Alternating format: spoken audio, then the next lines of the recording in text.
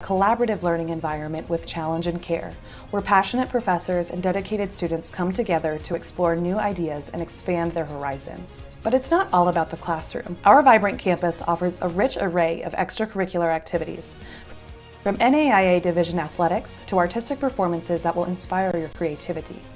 Our state-of-the-art facilities provide the perfect backdrop where diverse talents grow together. Whether you're conducting groundbreaking research in our cutting-edge labs, performing in our studios or on our stages, or finding solace in the pages of our extensive library, Reinhardt offers the resources you need to thrive. Beyond academics and campus life, we're committed to making a positive impact on our community. Through service learning projects and volunteer opportunities, you'll have the chance to give back and make a difference in the lives of others.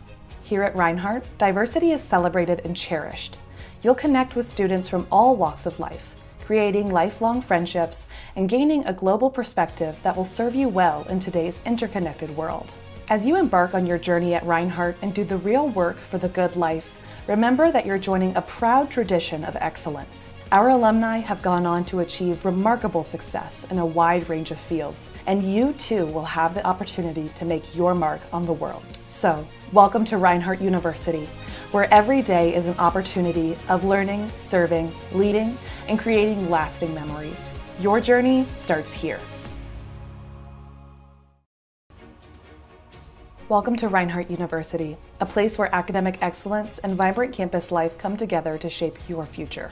At Reinhardt, we believe in fostering a collaborative learning environment with challenge and care, where passionate professors and dedicated students come together to explore new ideas and expand their horizons. But it's not all about the classroom. Our vibrant campus offers a rich array of extracurricular activities, from NAIA division athletics to artistic performances that will inspire your creativity. Our state-of-the-art facilities provide the perfect backdrop where diverse talents grow together. Whether you're conducting groundbreaking research in our cutting-edge labs, performing in our studios or on our stages, or finding solace in the pages of our extensive library, Reinhardt offers the resources you need to thrive. Beyond academics and campus life, we're committed to making a positive impact on our community. Through service learning projects and volunteer opportunities, you'll have the chance to give back and make a difference in the lives of others. Here at Reinhardt, diversity is celebrated and cherished. You'll connect with students from all walks of life, creating lifelong friendships and gaining a global perspective that will serve you well in today's interconnected world. As you embark on your journey at Reinhardt and do the real work for the good life, remember that you're joining a proud tradition of excellence. Our alumni have gone on to achieve remarkable success in a wide range of fields, and you too will have the opportunity to make your mark on the world. So, welcome to Reinhardt University, where every day is an opportunity of learning, serving, leading, and creating lasting memories. Your journey starts here. Welcome to Reinhardt University, a place where academic excellence and vibrant campus life come together to shape your future. At Reinhardt, we believe in fostering a collaborative learning environment with challenge and care, where passionate professors and dedicated students come together to explore new ideas and expand their horizons. But it's not all about the classroom. Our vibrant campus offers a rich array of extracurricular activities, from NAIA division athletics to artistic performances that will inspire your creativity. Our state-of-the-art facilities provide the perfect backdrop where diverse talents grow together. Whether you're conducting groundbreaking research in our cutting-edge labs, performing in our studios or on our stages, or finding solace in the pages of our extensive library, Reinhardt offers the resources you need to thrive. Beyond academics and campus life, we're committed to making a positive impact on our community. Through service learning projects and volunteer opportunities, you'll have the chance to give back and make a difference in the lives of others. Here at Reinhardt, diversity is celebrated and cherished. You'll connect with students from all walks of life, creating lifelong friendships and gaining a global perspective that will serve you well in today's interconnected world. As you embark on your journey at Reinhardt and do the real work for the good life, remember that you're joining a proud tradition of excellence. Our alumni have gone on to achieve remarkable success in a wide range of fields, and you too will have the opportunity to make your mark on the world. So, welcome to Reinhardt University, where every day is an opportunity of learning, serving, leading, and creating lasting memories. Your journey starts here. Welcome to Reinhardt University, a place where academic excellence and vibrant campus life come together to shape your future. At Reinhardt, we believe in fostering a collaborative learning environment with challenge and care, where passionate professors and dedicated students come together to explore new ideas and expand their horizons. But it's not all about the classroom. Our vibrant campus offers a rich array of extra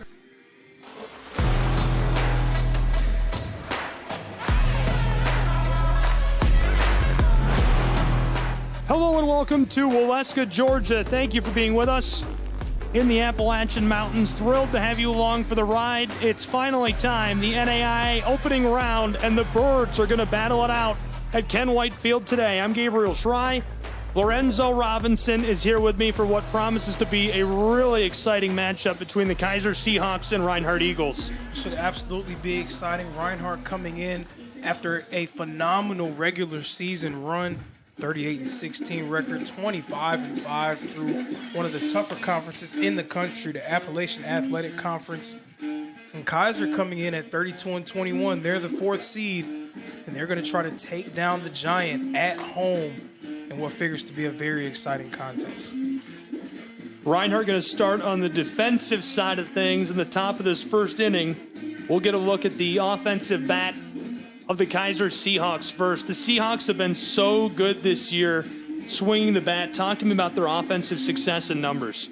They've been one of the better offensive teams throughout the country, and in particular, a few guys who have really stepped up for them. Guys like Jamonte Woods, Pablo Ruiz, Simon Grinberg, those guys have really stepped up for their program. And as a team, a batting average of .304. And they've done it in a variety of different ways as well. Fans out in force, even though it's a bit of a gray day, but it's turned out to be a good one for baseball. We've made it through the rain. Here's a look at the Kaiser Seahawks as a team. Lorenzo, you mentioned 32 wins this program, a team batting average of .304 and over 60 home runs to go with 400 RBIs. The Reinhardt Eagles, a little different look. 38 wins this season, .331 batting average as a team, an impressive 430 RBIs, almost 100 bases stolen as well as a team.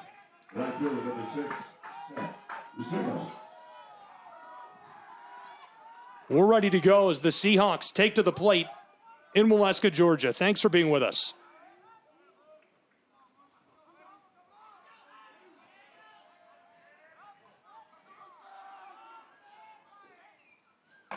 The first pitch, and we're underway.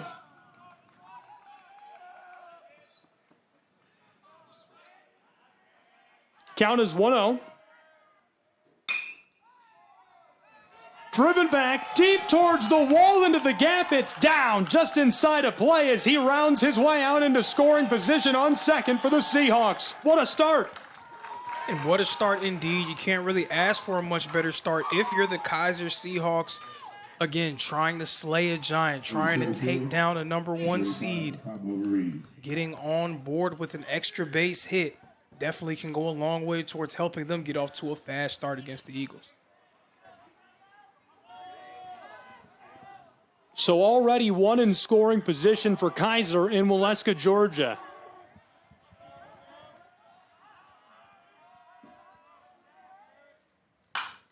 Popped up just short into the outfield. Eagles looking for their first away of this side of the inning, and they get it. The first of the game back to the dugout. And the first spot to DH, number 34, Simon Grinberg.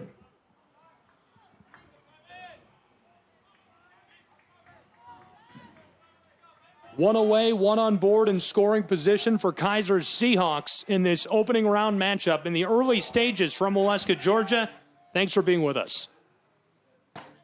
Delivered low on the edge of the strike zone for our first. The man on the mound for Reinhardt, number 32, Andrew Herbert, has been phenomenal for Reinhardt all season long. This is 11th start of the season, sporting a 9-1 record. Big swing, strike two. Count 0-2 with one away, one in scoring position on second.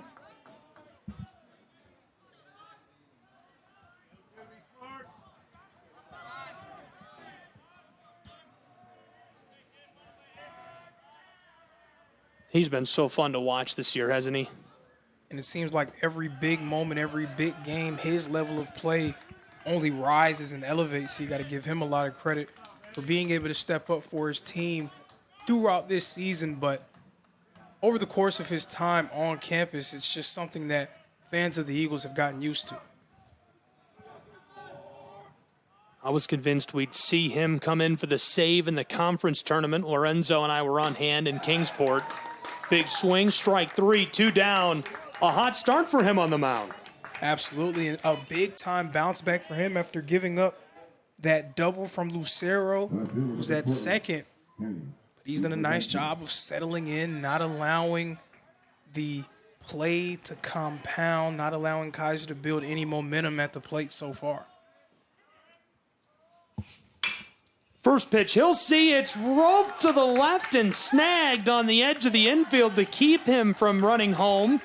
But he's on board and perfect prime scoring position over at third, and now 2 runners on the corners. And that's a base hit, definitely, and that is something that you'll take if you're the Kaiser Seahawks. But if you're Reinhardt, definitely not the worst thing in the world because you're able to keep the runner from being able to score. If that ball leaks in the left field, surely the Seahawks would have been able to get on the board and strike first blood. Runners on the corners, 2 down. Next in the batting order for the Kaiser Seahawks. This one lasered in for strike 1. We're getting our first look today. This is Palmer Hutchinson, the third baseman. Played his prep at Hayes High School. He's a transfer to Kaiser from Emporia State. Popped foul to the right behind us over the top of the evergreens. Hutchinson, a team leading 56 RBIs on the year. His 57th could undoubtedly be the biggest one of the season thus far. Count is 0-2. Holds off. That one's low for the ball. Count now 1-2 with 2 down and runners on the corners. Seahawks, a prime chance with 2 down in the top of this first to get a run on the board. Straight back. It's high. Reinhardt tracking it to retire the side and able to do so as he sells out into the grass. That'll wrap up the top of this first, and we'll take a break and be back with more college baseball in just a moment from Waleska, Georgia.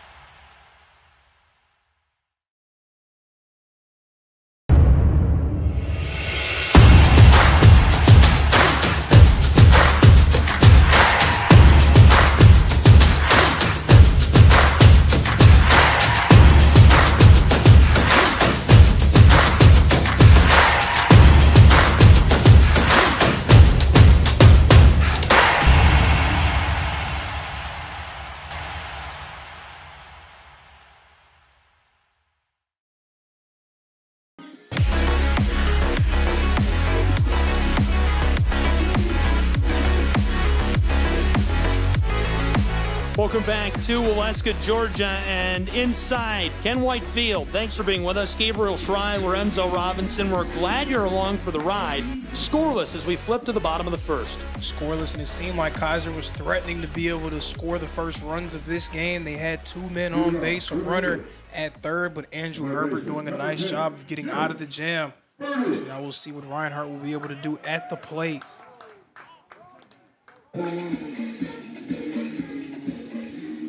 Jarrett Burney, the first to go to work offensively for these Reinhardt Eagles.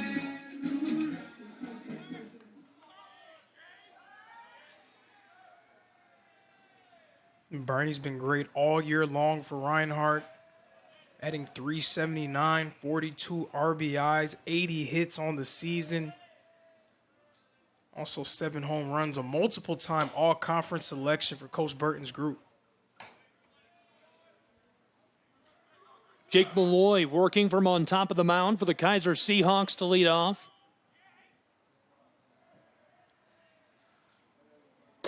Malloy delivers the 1-0 pitch. That's low. Bernie holds off. Malloy's only started 4 games coming into this one, appeared in 11, but definitely has a case for being probably Kaiser's most consistent pitcher all season long, sporting a 2.7 ERA, by far the lowest in their group. Malloy, the 2-1. Bernie steps off. That's strike 2. Caught the edge of that strike zone. Something that we've seen from Bernie, and we saw it last week in the conference tournament. We've seen it all year long. Very comfortable with 2 strikes on the board. Definitely not one to panic. He'll definitely be patient. Chopped it right towards the mound. Malloy running it down. Catcher pulls up. Bernie showing off the wheels as he tries to make it down onto the bag. Great hustle play as he gets up to first but can't make it in time. He'll go back to the dugout. Great hustle indeed. Almost beat that one out.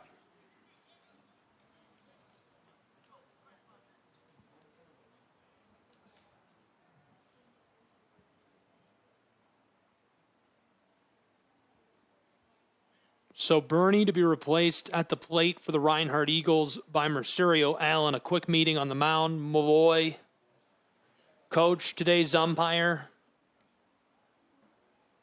We had an absolute home run derby in our first game in Waleska, Georgia. Lorenzo, you were here for all of that. Tell me about it.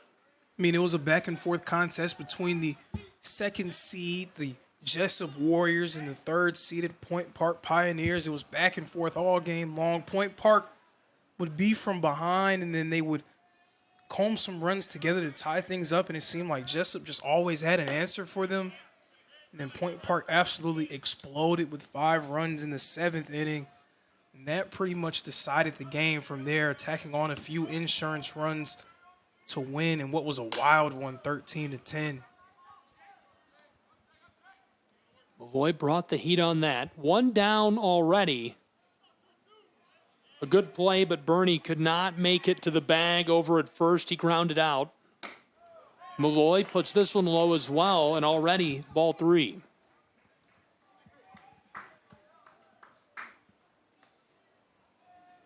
He's just getting started in his day against the Eagles. The 3-0 pitch. Allen hangs off. That's strike 1.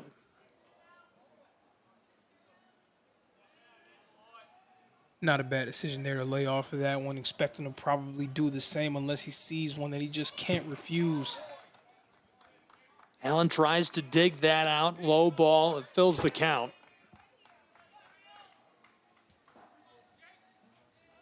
And so now Malloy, with 1 down, a chance to take the payoff pitch against Mercerio Allen. Malloy delivers this. Allen fouls off to the left back towards Ken White softball field.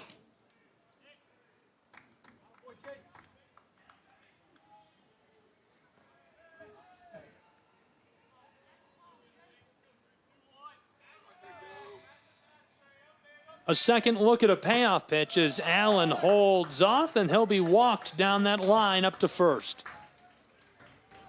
Now back to the first baseman, number 30, Nash. Lorenzo, I think I've told you this, but I can't stress enough to our viewers from around the nation who probably have never heard me before. I don't give nicknames as an announcer. This is the first guy I've given a nickname since I was a student in college. Call this guy the dangerous one. Nash Kroll can hit the ball deep and rope it out of the stadium with little to no effort. If you've never seen him before, you're in for a treat. And his ability to completely change the momentum of the game.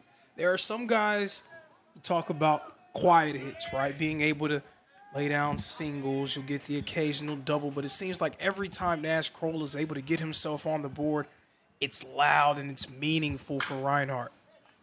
Kroll fouls left side, already behind in the count, 0-2. One down, Malloy from the mound. Handling those nerves well in this opening round game. His first appearance. A trip to the World Series on the line, and all of these young men are well aware of that. Kroll again to the left. This time it's inside of the line and gets down back up by the wall. We've got Allen coming down into scoring position at third. He'll stay there, and 2 runners in scoring position for the Reinhardt Eagles in the bottom of this first inning. Kroll coming up big once again. The extra base hit, getting himself in a scoring position, as well as Marcerio Allen. And now Tucker Zunic coming up to the plate, and a bit of a lineup adjustment for Coach Burton's squad in this game. This is the first time that we'll see that very, very effective group of Kroll, Zunic, and Lewis batting 3, 4, and 5 for them. Definitely a difficult task for pitchers to go up against 3 of the better hitters in the country in succession. Jake Malloy. This is his 47th inning he's pitched this season for the Kaiser Seahawks. He's just got to keep his nerves calm. You know you're coming to Waleska to face a team like Reinhardt that can bat so well and get those bats working early. He's just got to escape these first couple of innings and settle into his game. And settle in is absolutely right. You cannot get too high. You cannot get too low. There's going to be some things that happen that may not be advantageous to your team, but you just have to try to keep that even, steady type of mentality. As we've seen, this team can definitely get the ball rolling and score runs in bunches if you become rattled on the mound. Tucker Zunic, an impressive average, .348 this season. This is his 202nd at bat for Reinhardt's Eagles as the ball skitters across the turf, and we've got a run home for the Reinhardt Eagles. 1-0 in the opening round of the NAIA World Series from Waleska, Georgia. Allen slides home. And a pass ball is always dangerous, but it's even more dangerous when you have someone as athletic as Marcerio Allen threatening from third base. He was able to make his way home very easily. Eagles able to strike first.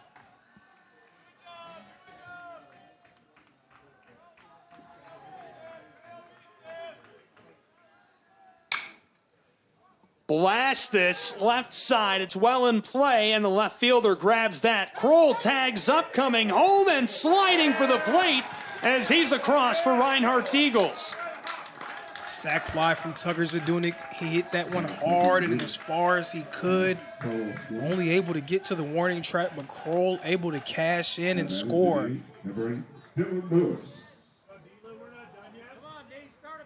Dylan Lewis next in the batting order, and again, Dylan Lewis has been inside of the top 20 batters in America all season long. His average right now resting at .432, 191st at bat. He's got 82 hits, 65 RBIs.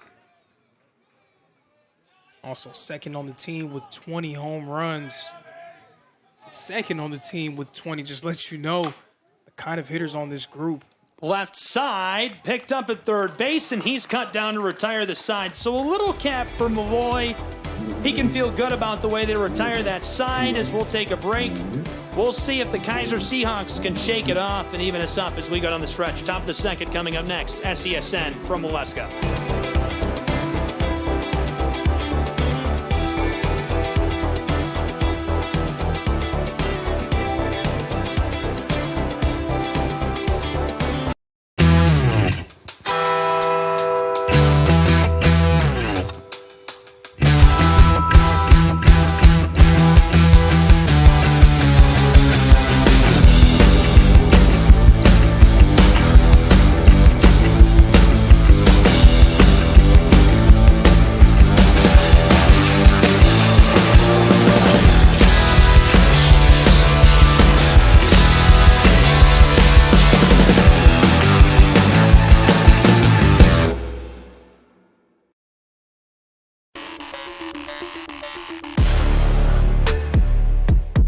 Welcome back to Waleska, Georgia, and on to Ken Whitefield. Thanks for being with us. NAIA opening round action. Live, Gabriel Schrei, Lorenzo Robinson is here with me. It's the Seahawks of Keiser University and the Eagles of Reinhardt. Glad you're along for the ride. Lorenzo, a hot start for the Eagles. They're up 2-0 after a really productive bottom of the first. What does Kaiser have to do to start the top of the second? And what's the vibe in the dugout after letting up a couple of runs like that? The vibe in the dugout really shouldn't change much. It should definitely be a state of calm. You need to just make sure that you remain even keel. Again, can't get too high, can't get too low. You're still in the game, but of course, it would be nice to be able to try to put a run on the board and break that ice, so to speak, for your group. We've got our leadoff hitter, Jamonte Woods. Andrew Herbert, the man battling from on top of the mound for the Eagles of Reinhardt University. And for fans of Reinhardt and fans of Appalachian Athletic Conference baseball in general, Jamonte Woods is a familiar face, a former star at Point University, somebody who last year played very well against Reinhardt in that series. Someone who's very comfortable playing at Ken White Field. Count now 1-1.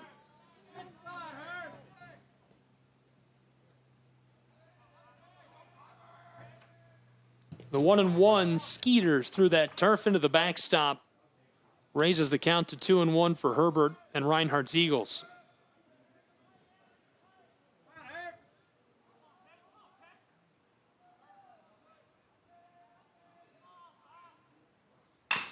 Woods to the right, just to the edge of that outfield, and he's cut down by Kroll. Nice play. Gathered by Allen, sent to Kroll, and one down.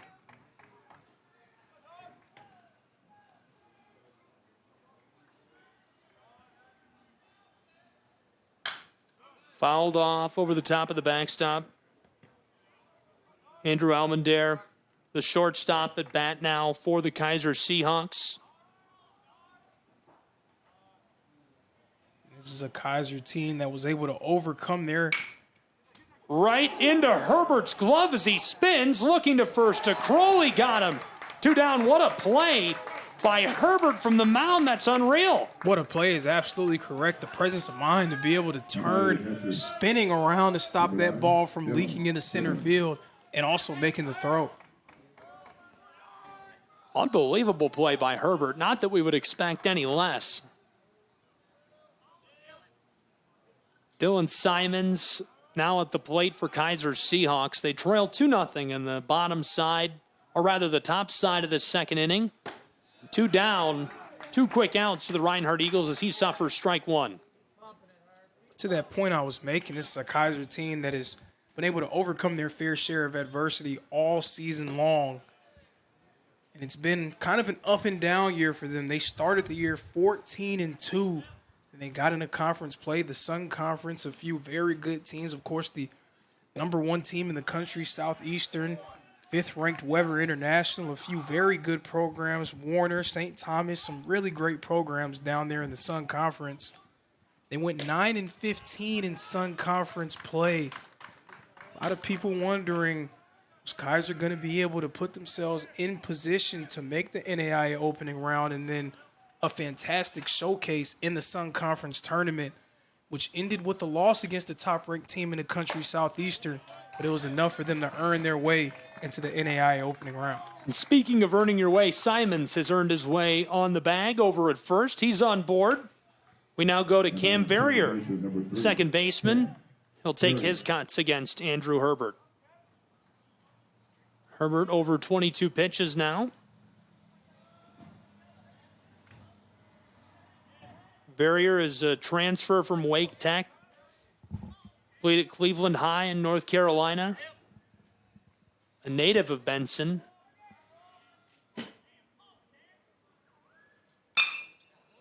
And he puts the barrel of the bat on this. It's down in the outfield as the Kaiser Seahawks going to get the deep single. So 2 on board, 1 in scoring position for Kaiser University. And the bat showing up early on for the Seahawks as well. They're having some early success against Andrew Herbert, but nothing really concrete, nothing really able to keep the momentum rolling in their direction. Desperate need right now to try to get themselves on the board, or it'll all be for naught. Verrier has an average this season, 321. No surprise to see him get on base. Pulling up and suffering the strike right away, Seth Lucero. 1 for 1. He let us off in the top of the first. 2 down in the top of the second. 1 in scoring position out at second. That's Simons, who's waiting to see the result of Seth's at bat. He suffers strike 2. Count 0-2 with 2 down. Very rarely do we see teams have success against Herbert the first time through the batting order. 3 hits already one time through. Is this second time through going to be the time that they start to try to string some hits together and build some momentum?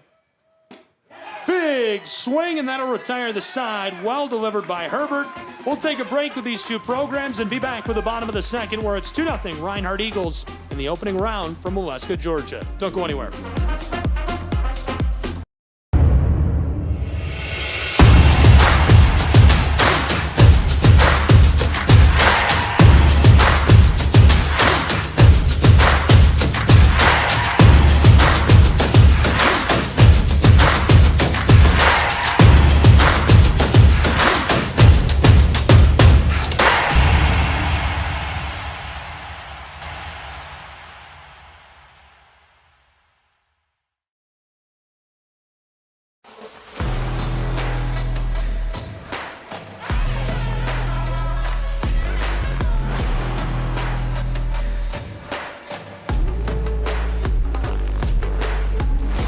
Welcome back to Ken White Field in Waleska, Georgia. Thanks for being with us. Gabriel Schrei, Lorenzo Robinson.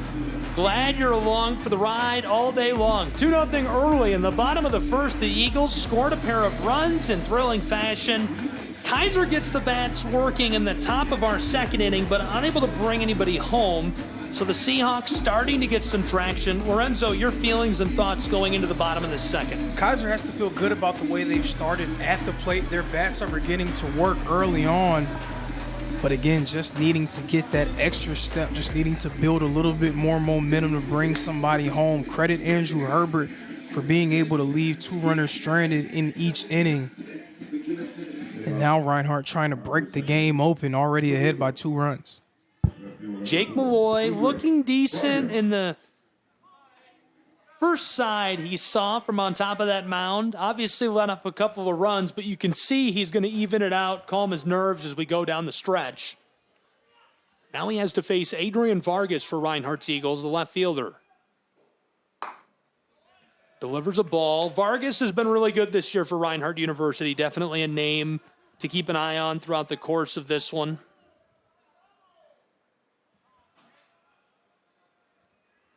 The 1-0 pitch, Vargas suffers a strike. His average this season is a .333, good for 54 hits, 33 RBIs. And a player who was not in Reinhardt's lineup last season but has made his presence felt throughout this year, has come up big on multiple occasions. To the right, Vargas ropes this right down, snagged on the edge of the field, and he's cut down at first. 1 away in Waleska. Nice play defensively by Kaiser's Seahawks. Saw that coming his way. It bounced and rattled over to Cam Verrier, the infielder. And the third year just ropes it over to the bag at first. Luis Mendoza next at bat for the Eagles of Reinhardt University. Mendoza, redshirt sophomore, originally from Panama. Transferred to Reinhardt from Coffeyville Community College.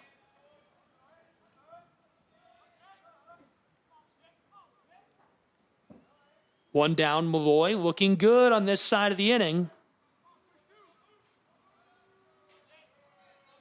And now the 1-0 pitch. Popped up, right side, floating back towards the wall. This could be out number 2 for Kaiser. They've got him. 2 down on this side of our second inning from Waleska, Georgia. And this is exactly what Malloy needed to do, right? He needed to be able to just settle in, not get too high, not get too low. Make sure he doesn't get down on himself. And right now, conducting himself very well here in the bottom of the second.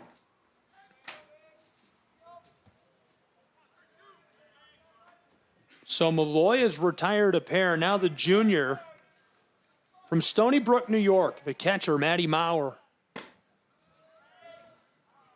This is another guy, kind of like Kroll. He's had a really interesting season where he's been hot at exactly the right moments. Somebody's getting pulled over.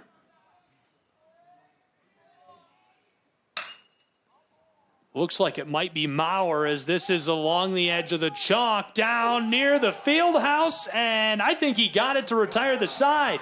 That's unreal. Impressive stuff. 3 quick outs from Malloy and his Kaiser Seahawks. We'll be back from Ken White Field in Waleska. 2-0 Reinhardt Eagles.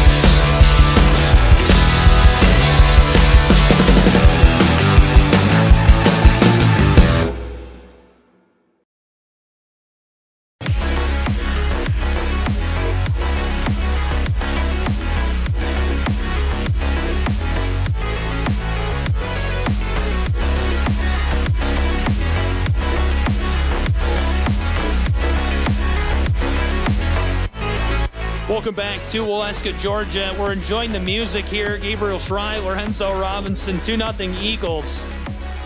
Thanks for being with us. Lorenzo quickly able to retire the side. That's the Malloy that we've seen all year from Keiser University, and that's what Seahawk fans expect out of him on the mound. Will it stick, and can Reinhardt respond on this side of the inning? Well, Andrew Herbert needs to do what he's been able to do in the first 2 innings, and that's being able to get out of any situation that's been thrown his way so far. As much as we've seen Malloy be able to do his thing throughout this year, Andrew Herbert has performed just as well at times, if not better. So Reinhardt will definitely be counting on him to retire the side quickly as well. But if you're Kaiser, you've already been able to get a few hits, so you know that it's possible. You just need to string them together a little bit more to try to get yourself on the board. Pablo Ruiz, an average of .340 this season. He's 0 for 1 today. Holds off, suffers strike 1 from Herbert on the mound. Ruiz also a team-leading 16 homers on the year. Oh, my goodness. Our umpire took a shot to the head, and it looks like he's all right. And those are always dangerous. You see the catcher, Matty Maurer, checking in with him, making sure he's okay. Glad to see he's okay. We'll play on. Count 0-2.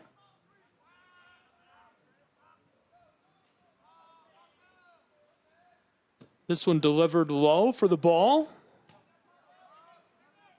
Tough guy. That rattled through traffic, and it didn't look like it hit the bat or anything. It came off a couple of guys that actually caught him on the side of his mask. It hit him right in the head, but slowed down enough by the players. This one chopped right up the middle, and it's not handled well by the Eagles as he's safe and on the bag over at first for Kaiser.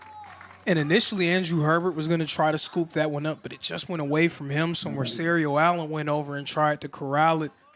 But a bit of an awkward bounce inside of his glove and was not able to make that throw in time.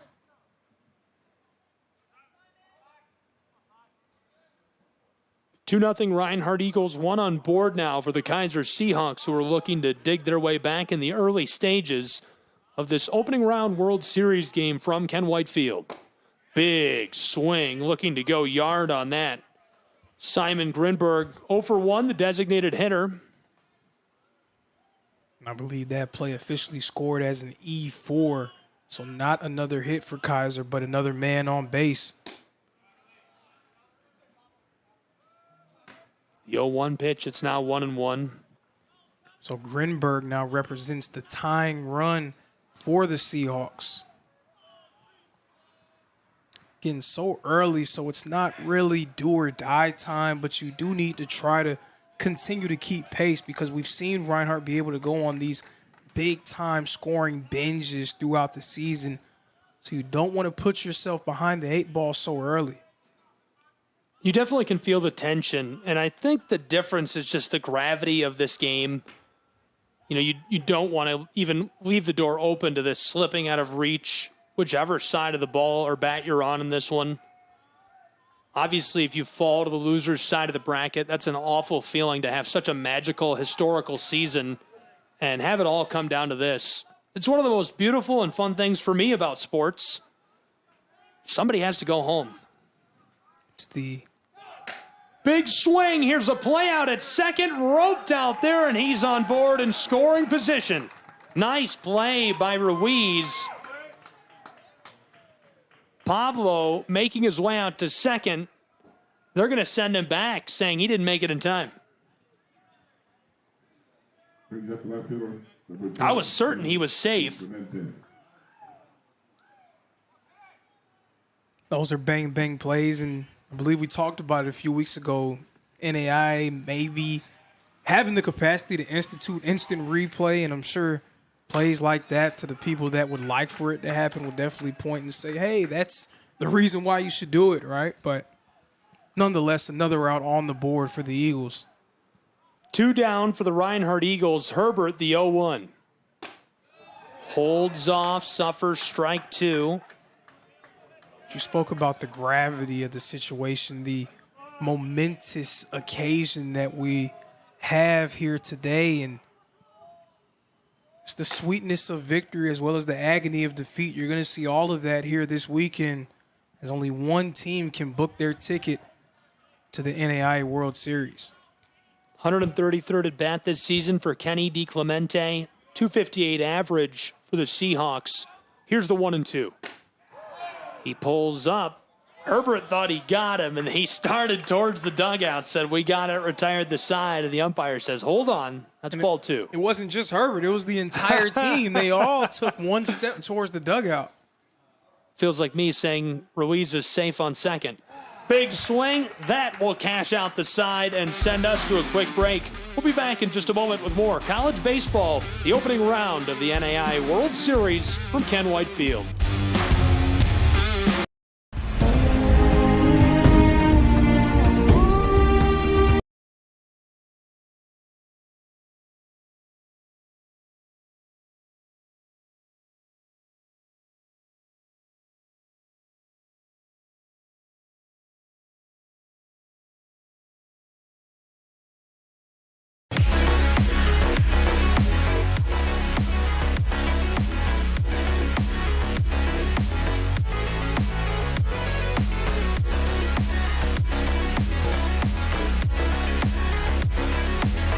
Welcome back. It's Stuick in our simulcast.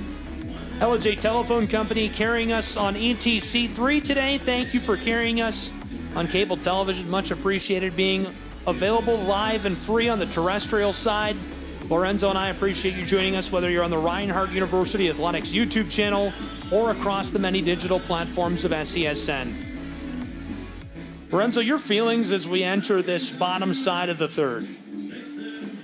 Well, this is what these games are, right? Playoff-type situations. It's going to be very tight, especially in the early going, and we're seeing that right now. Reinhardt only ahead by 2 runs. Again, not necessarily do-or-die time yet for the Seahawks. We'll see what happens. But Reinhardt, again, a chance to really break the game open and put a ton of pressure on Kaiser as this game continues.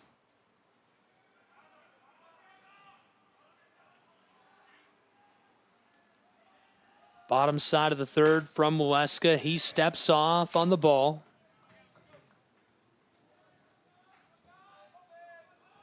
Lance Dockery, his first appearance at bat today for Reinhardt's Eagles. Jake Malloy, 26th pitch sent in for ball 2. And Dockery is, when you talk about playoff type and postseason type situations, there's always players that you can refer to as swing players. Guys who, when they really get going, can change the game. And there's a swing out to the fence in the left field, and he's going to stay safe up at first base. So one on board for Reinhardt's Eagles to lead off the bottom of the third. And every team has a handful of those guys, swing players. Lance Dockery, not necessarily the best season at the plate for Reinhardt, but he was well over 300 in batting average a season ago. Definitely has proven that he has the capability of being an effective hitter throughout his career. The improvements that he's made has given him a lot of trust from Coach Burton to be in these situations. And right there, getting on board with the single. Jarrett Burney bunts this just along the line. A sliding play. He got him. One down, one on board for Reinhardt's Eagles. We've seen Reinhardt go to small ball throughout this season right there. That bunt just popping up a little bit too high. Burney needed to try to keep that one down in the infield. Was unable to do so. And your second baseman, number 3, Marcerio Allen. So now it's Marcerio Allen coming back up to the plate for the Eagles. Allen drew the walk in his previous AB.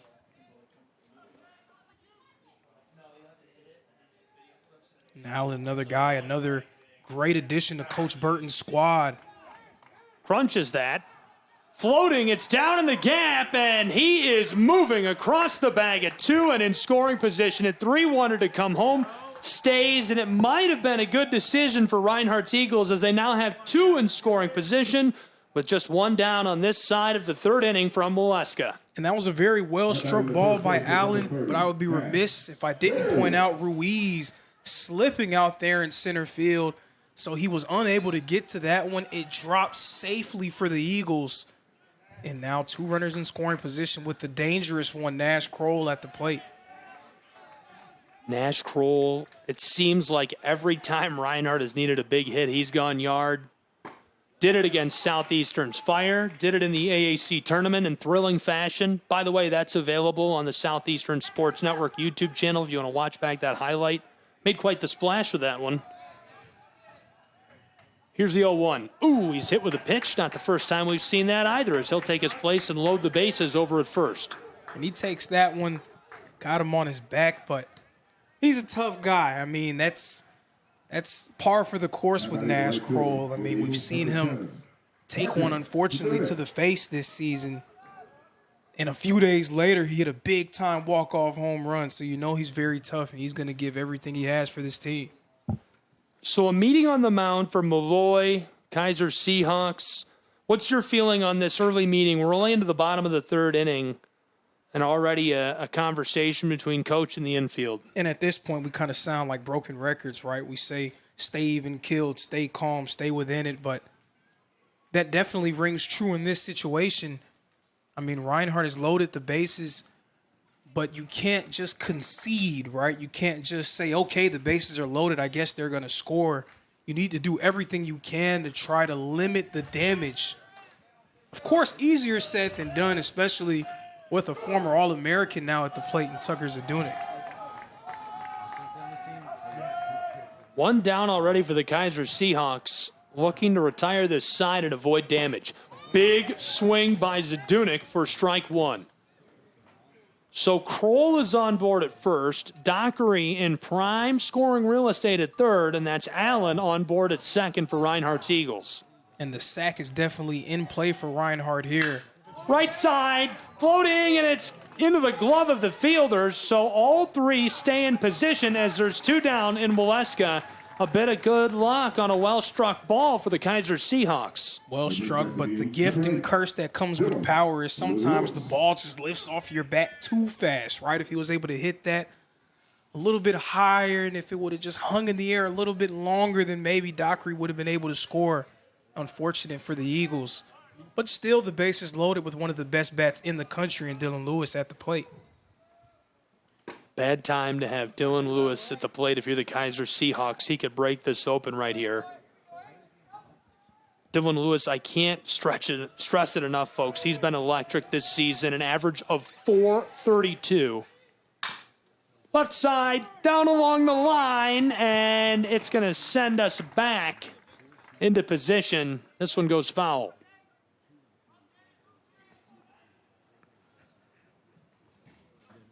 And again, the first time that we've seen this combination of Kroll, Zunic, and Lewis going 3, 4, 5 in this lineup.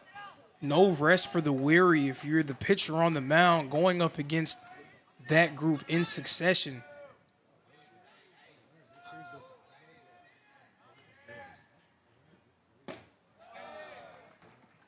Pulls off, count 2-1, 2 down, bases loaded from Ken Whitefield. This is Dylan Lewis batting for Reinhardt University.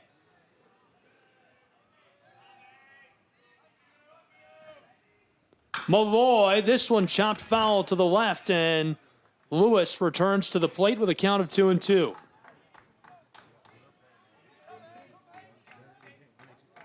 Nice job, though, just staying alive, continuing to stay in the fight. Really going to make Malloy work to get this out. 2 down, bases loaded. Malloy, the 2-2 delivery. This one outside, ball 3, it fills our count.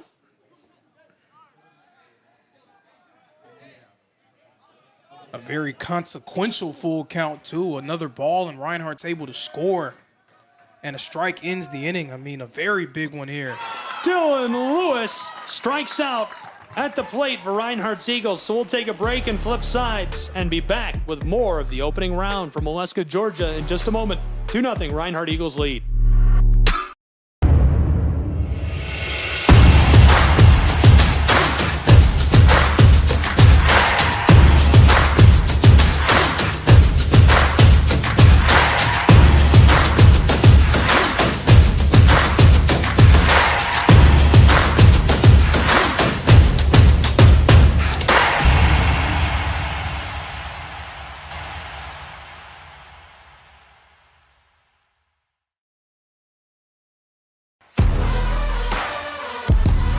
Welcome back to Ken Whitefield and Waleska, Georgia. Thanks so much for being with us. Glad you're along for the ride. I'm Gabriel Schry. Lorenzo Robinson here alongside me. Southeast Sports Network, Reinhardt University Athletics YouTube channel, ETC3, live across North Georgia. Glad you're on board for what's shaping up to be an instant classic between the Eagles and the Seahawks. Lorenzo, Reinhardt loaded the bases, and Malloy looking sharp on that side of the inning as he retires it. And Reinhardt had a golden chance to really break this game open, right? Bases loaded, 1 out on the board. 2 of your best bats in Zunic and Lewis due up. And you got to give Malloy a lot of credit for being able to get himself out of that jam. But that was, in a way, kind of returning the favor because we've seen a few runners stranded early on for Kaiser as well. So the Seahawks just staying in the game, exactly what they needed to do, only trailing by 2 runs here in the 4th. They're one flurry away for potentially tying this one up or even pulling out in front. There he is, the number 2 pitcher in the nation. 1.71 ERA, trailing only to Rode from LSU Shreveport. Herbert delivers that, a laser for strike 1. And statistically, maybe number 2, but I'm sure if you ask fans of the Eagles, I'm sure they wouldn't pick any pitcher in the country over Andrew Herbert. That's strike 2. Count now 0-2 for Palmer Hutchinson. He's 0 for 1. Third baseman has had a nice year for Kaiser.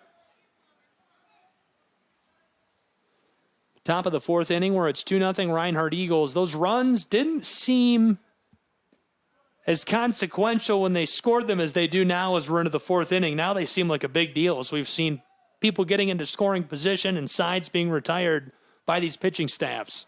And games get so tight in the playoffs, and usually you're playing your best pitchers in these earlier games. So anytime you're able to get on the board, you'll take it.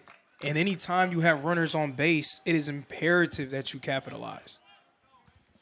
The 1-2 found its way into the turf for ball 2. The 2-2. Right side, it's down, and he's going to be on board easily over at first. Well struck. And another base hit for the Kaiser Seahawks, another man on base. Again, they have to be able to capitalize off of this. They need to be able to at least get something on the board.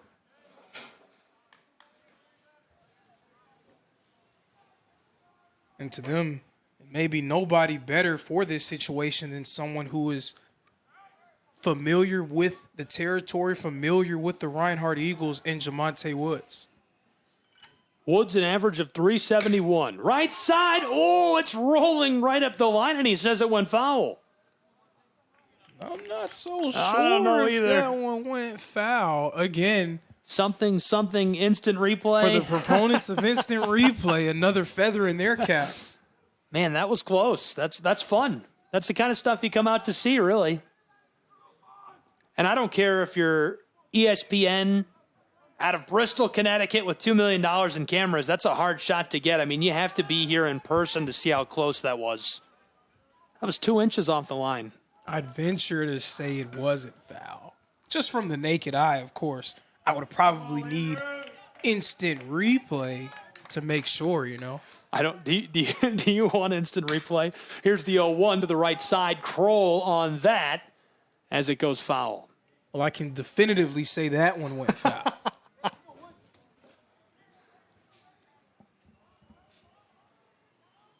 Count is 0-2. He's going to come back to the plate for Kaiser Seahawks. 1 on board over at first. The Seahawks taking on the number 2 pitcher in the nation, at least as far as ERA is concerned, in Andrew Herbert.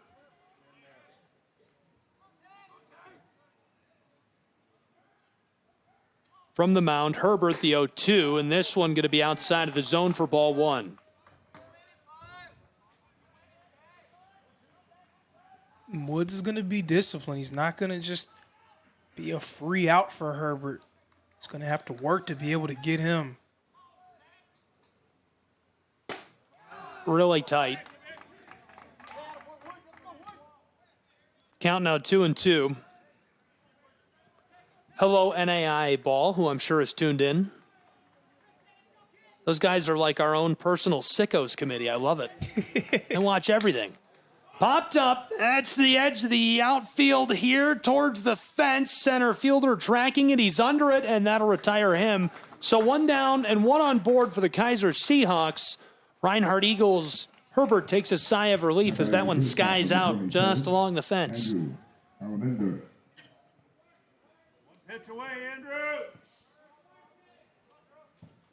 In the top of the 4th with 1 on board over at first as Woods flies out. Hutchinson is standing on the bag. Now we've got Andrew Almaner at the plate for the Kaiser Seahawks. The shortstop 0-for-1 today. Running down up to the bag at second, sliding in, and that'll send him back to the dugout. 2 down for Reinhardt's Eagles.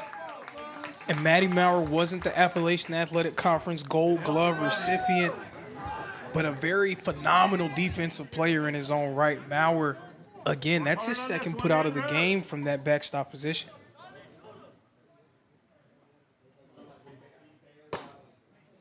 Two down. That one makes our count 2-0. Count is 2-0. It's not 2-0 on the board. The umpire waving the 2-0 count. Chop to the left, rattles to the edge of the outfield. Here's a play on the bag over at first, and that retires the side for the Reinhardt Eagles, who keep it clean as we flip to the bottom of the 4th in Waleska, Georgia. Don't go anywhere. We'll see you back here in a moment at Ken White Field.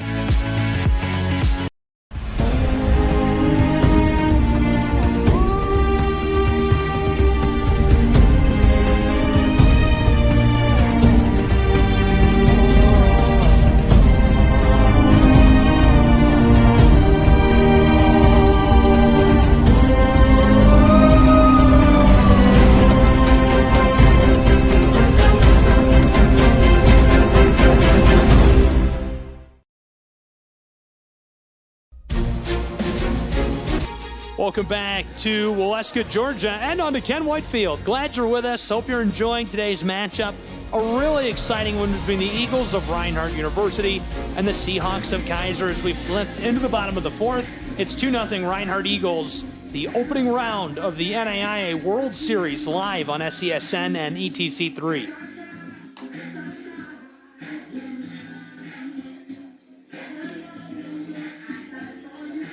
We got the jams today. I'm in for the music. I'm here for it. You know, in full disclosure, the playlist sometimes is a little up and down. You know, it depends on what part of the playlist you get. There's some bad stuff playing during the pregame. I mean, it was atrocious. It was bad. It wasn't good in any context, no matter what kind of music you like. Oh, man. Well, I didn't say that. That's what I said. That's an unbiased third-party study conducted by me. Yeah, that is solely the opinion of Gabriel Schreier. I just said it depends on what part of the playlist you get. There was some stuff that I was like, I don't know about that.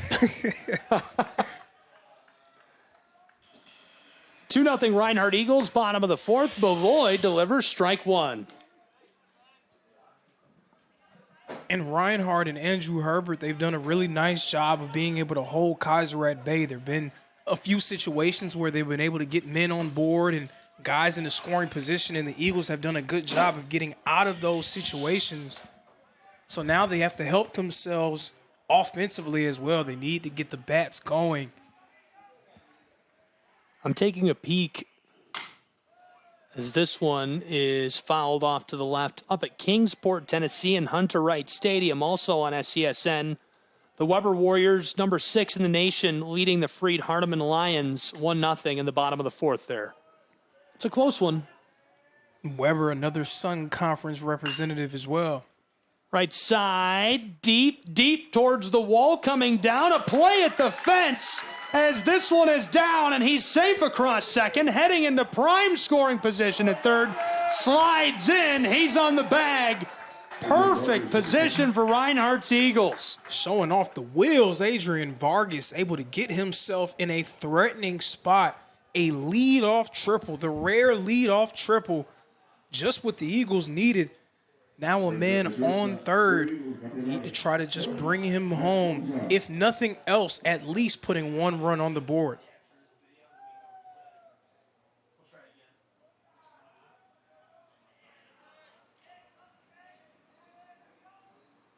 I was enjoying listening to Steve Wilmuth doing the game up in Kingsport. He did the Tennessee Wesleyan Bulldogs win 2-0 in the first game of that site. He's an old radio veteran, and he was telling stories about broadcasting from bad positions, and I'm like, that gets me so excited. I love stories about that.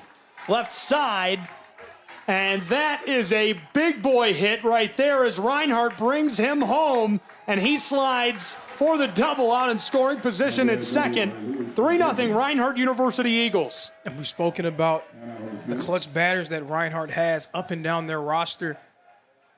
There haven't been many batters that have been more clutch over the course of this season than Luis Mendoza. He's come up big for Reinhardt in every big series that they've had. Again, you look back to that Southeastern series, he stepped up in a major way on multiple occasions. Luis Mendoza stepping up yet again. Luis Mendoza looking good, working with that bat, makes it 3-0. Now one in scoring position on second, and nobody down on the bottom side of this fourth inning for Reinhardt's Eagles. So Kaiser obviously having a well-warranted meeting on top of the mound.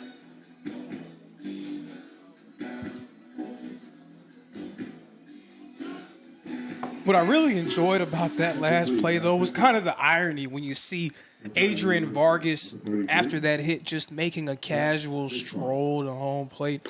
And then Luis Mendoza is just absolutely busting it, trying to get to second. Full speed ahead.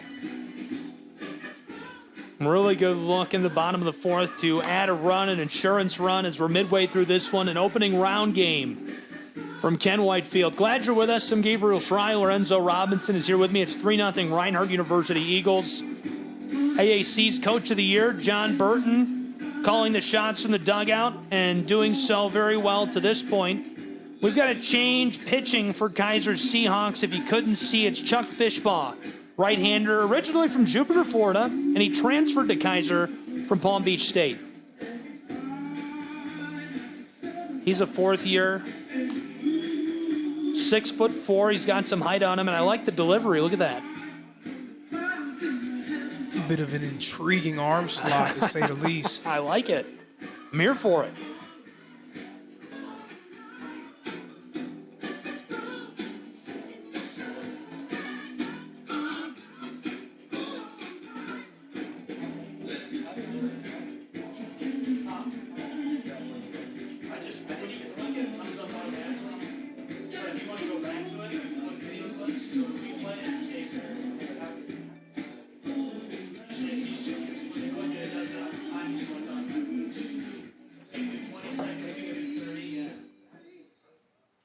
Now batting the pitcher, number 18, Betty Barr.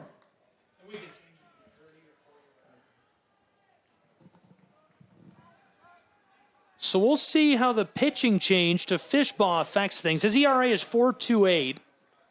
It's 3-0 Reinhardt Eagles as we move on in the lineup. A runner in scoring position out on second for RU.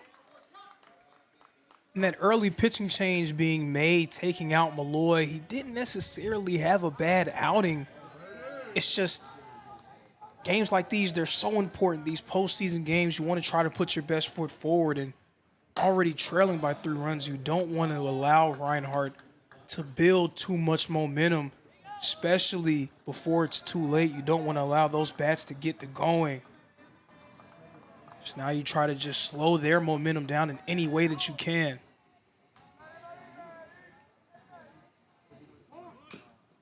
Trying for the bunt.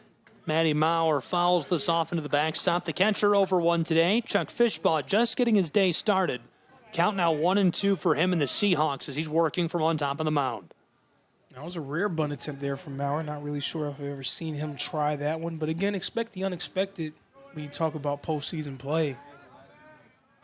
About breaking tendencies, doing some different things for your group. The 1-2 chopped over the mound. It escapes into the outfield. We've got a run coming home for Reinhardt to make it 4-0. He's across the plate. Count it. Reinhardt Eagles out in front at Ken White Field. 4-0 over the Kaiser Seahawks. And the Eagles starting to get into a bit of a rhythm at the plate, right? You're starting to see different guys able to step up and make their mark. That's what makes them so dangerous. You have guys like Zunic and Dylan Lewis and Nash Kroll who get the lion's share of the headlines for this team and what they're able to do offensively, but they have other guys who are definitely able to step up. And we're seeing that right now, a complete team effort for the Reinhardt Eagles. There's a look back at that hit for Reinhardt's Eagles that extends their lead. And we've got another bunt here in real time as that goes foul. Count now 0-1. And still nobody down for Reinhardt University as we've got a runner over on first. It's Maurer who singled to center field. Mendoza scored moments ago. 4-0, bottom of the fourth, none down. At the plate is Lance Dockery, who's 1 for 1. And Jacob Prophet, one of the fastest players in the country, now in as a pinch runner for the Eagles. Good call. I was looking for Maurer out there at first after he hit that single. Prophet pinch running. Prophet, a thief on the bases. He is fast as they come. He's been among the nation's leaders in stolen bases in each of the past few seasons.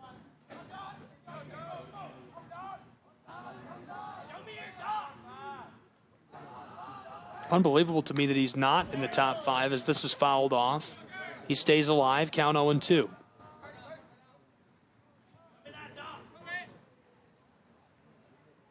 But I touched on it earlier when he was at the plate, but Lance Dockery is a guy, every team has these. These are swing players, the guys who, again, who may not have had the best season when you talk about statistically, but when they get going, they can really change the calculus for a group. Prophet hustles out to the bag at second, and he's safe and on board in scoring position as Lance Dockery is battling at the plate.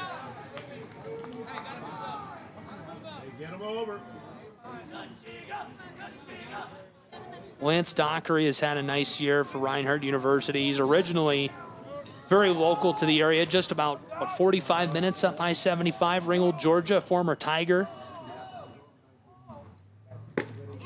And he strikes out. They'll send him back to the dugout. 1 down now for Fishbaugh, who's just getting his day started, working on the mound in the top of this fourth. 4-0 Reinhardt Eagles. Number 10, Jared. Ringgold Tigers. Big plug to Frank Santori, the voice of the Ringgold Tigers. Used to do the Sirius XM FCS Game of the Week. That's my guy.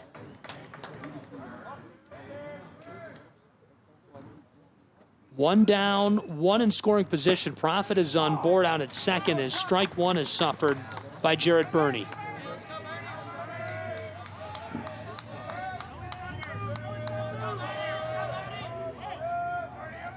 Pretty cool day for Reinhardt University, this first day of the opening round at Ken White Field. This is bunted to the left, right up the line, trying to cut him down over at first.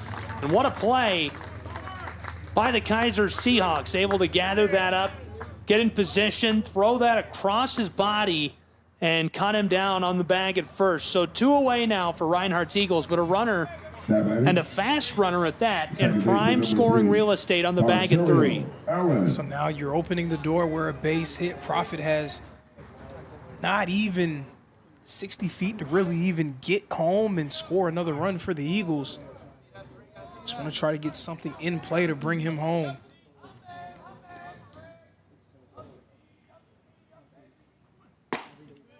Zipped in for strike 1. Rosario Allen taking his cuts.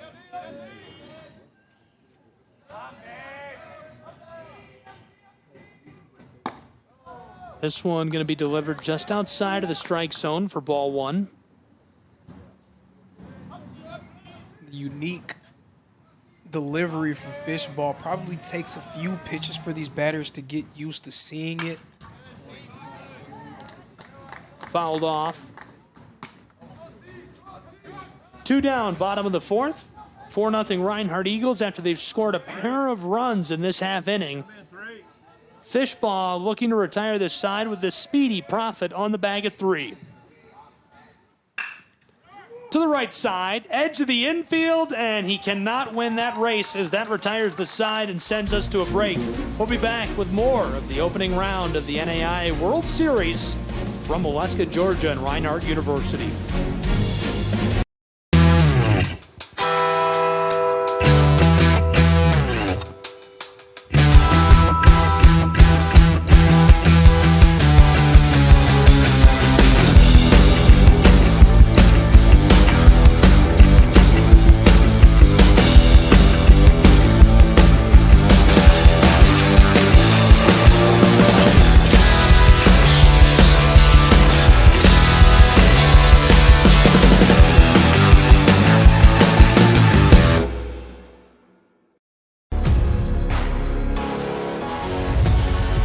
Welcome back to Ken White Field and the campus of Reinhardt University. Glad you're with us. It's college baseball live on the Southeast Sports Network and ETC3 as the Kaiser Seahawks have found themselves trailing by 4 runs to enter the top side of this 5th inning. Reinhardt's Eagles are surging on their home field in this opening round game. Gabriel Schrei, Lorenzo Robinson, your thoughts on what we've seen so far? Reinhardt doing exactly what they needed to do in that previous inning, not just holding Kaiser at bay, but tacking on 2 more runs. That's very vital. Just a run here, 2 runs here, continuing to give yourself life.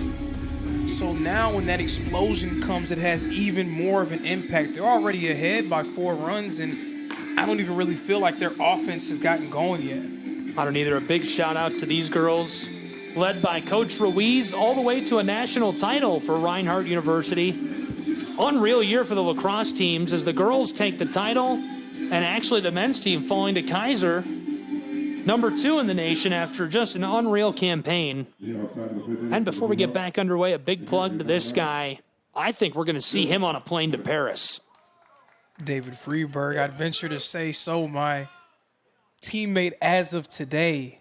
We'll see what happens when we talk about Olympic prospects and how that has to do with everything, but definitely proud of all his success and what he's been able to do. He might end up being a teammate of Team USA, which I think everybody can be proud of. NAIA, AAC, local residents, I think even fans of opposing teams, though. You've got to root for a guy who is playing for a school that does not have $1 billion marketing budget, that's out besting guys, toppling guys from Clemson, Ivy League schools, Michigan, Alabama, you name it.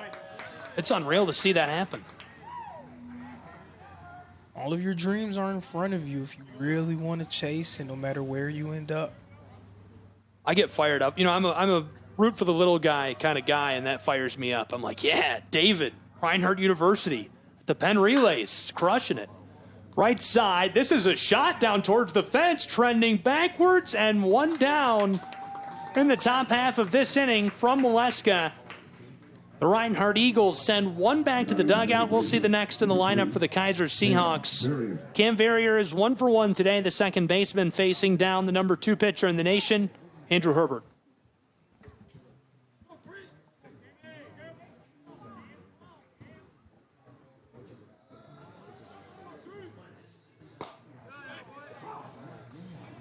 This is the danger zone for Kaiser. Reinhardt, again, it doesn't really feel like their offense has gotten going and they're already ahead by 4 runs. They already have 6 hits. Kaiser needs to try to get something on the board.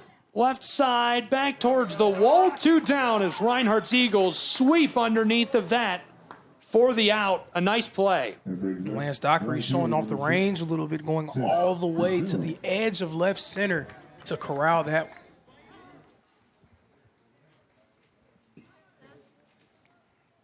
Kaiser Seahawks, we're a long way from it being time to panic, but 4 runs to nothing, top of the 5th inning, 2 down already as this is roped to the right to Kroll, who's on the bag and retires the side. They'll say that went foul, so it will not retire the side. Obviously still a ways away from panic, but you have to start to really feel the heat turning up on Ken White Field if you're the Seahawks.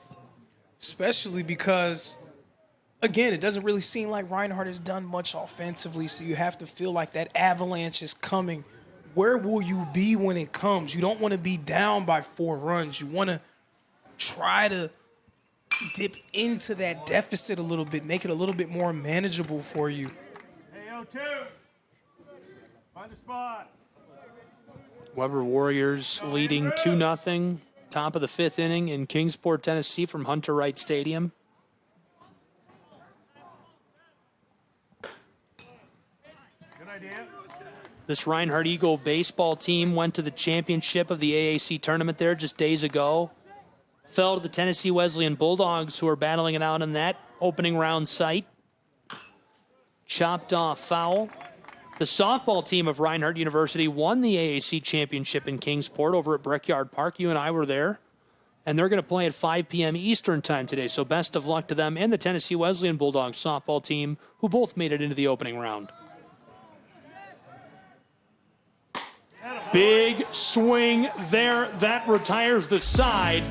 We'll take a break with these two and be back with more collegiate baseball. SESN ETC 3.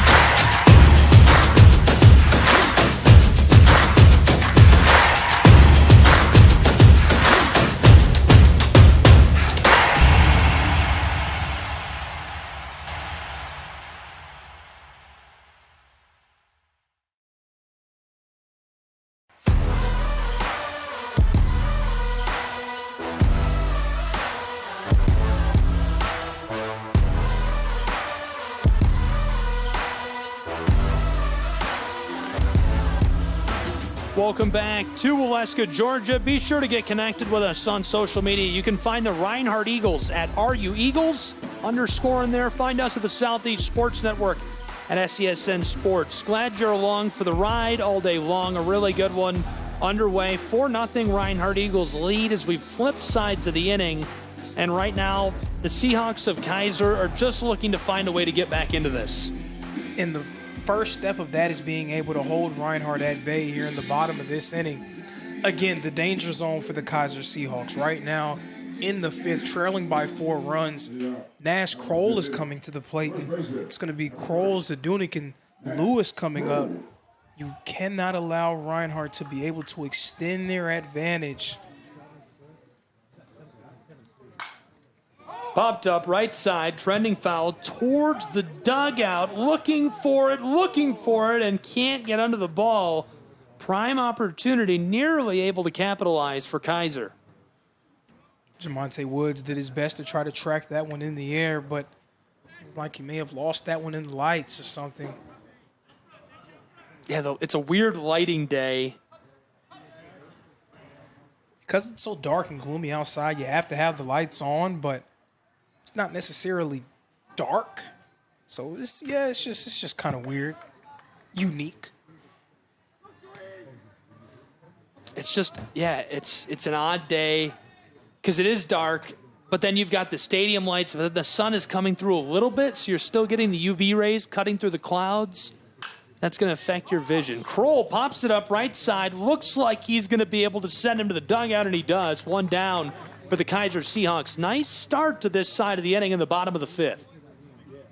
Precisely the way you needed to start. I mean, Reinhardt able to retire the side at the top of this inning. How would the momentum swing have been if Nash Kroll would have been able to get himself on base? But again, no rest for the weary going up against a former All-American now in Zunic. Zunic holds off, strike one, one down, bottom side of the 5th. The man who called the AAC baseball tournament and the voice of the U-Pike Bears, watching us carefully from Pikeville, Kentucky, judging us silently. Thank you for tuning in, Mr. Gary Justice. Gary was a stellar pitcher for the Bears as well back in his playing days. The 1-1 is chopped foul right side. One down, Zunic taking his cuts, and that's strike 2.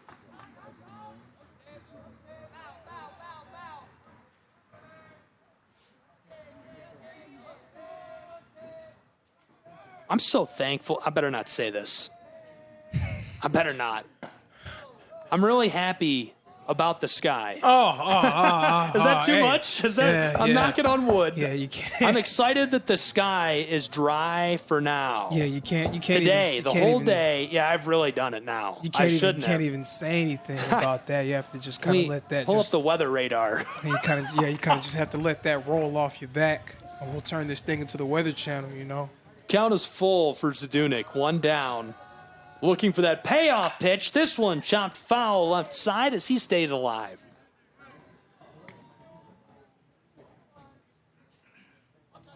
But again, that unique arm delivery of Chuck Fishbaugh definitely kind of going a long way towards giving these Reinhardt batters a little bit of a cause for pause. Right side, Zunic hits a rope, a laser, it's gone! Hello to the road on the other side of town from that ball as Zunic goes yard. 5-0 Reinhardt Eagles in Waleska, Georgia. And that was an absolute tank from Tucker. Big time solo shot there. Right on cue, coming up big for the Eagles, and that's what makes them so dangerous. It just seems like you have them right where you want them, and then with one swing of the bat, everything changes.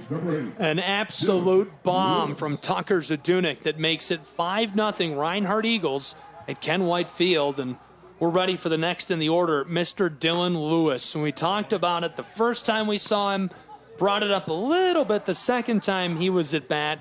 This guy has been a monster this year in this nation. Ranked number 17 by batting average, which also is crazy if you really think about it. Lewis, an average of .432 this year. The number 1 batter in the country is Orpeza, who's at Talladega in Alabama. His average was .518 this year.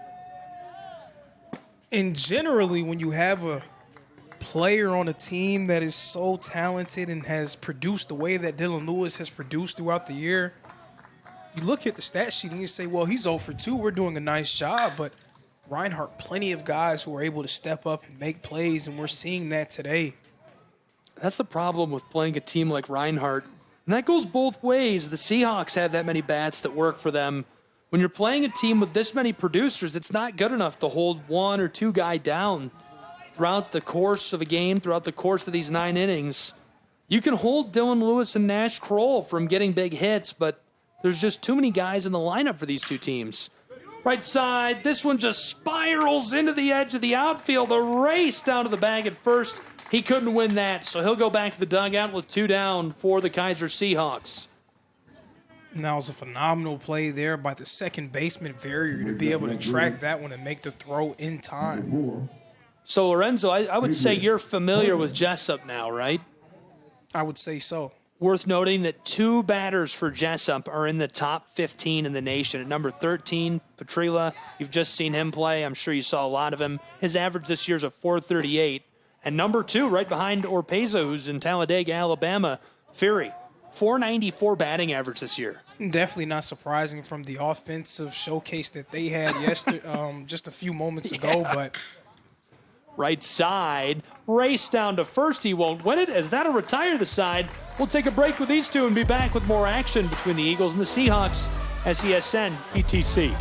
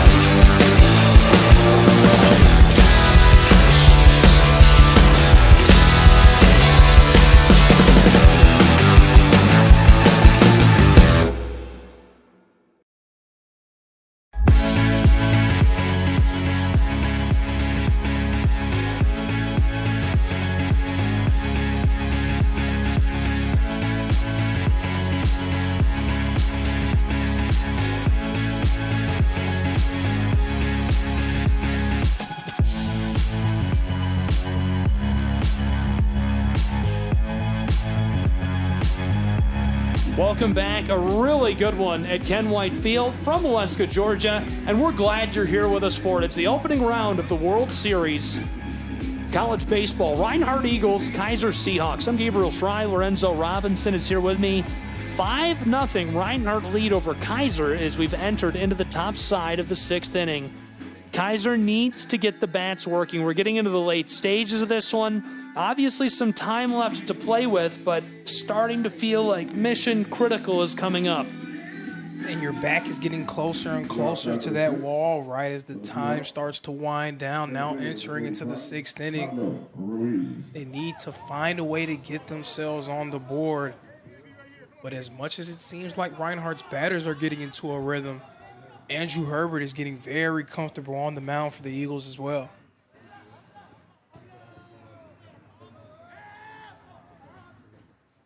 Herbert from on top of the mound. That one is out of the strike zone for ball 1.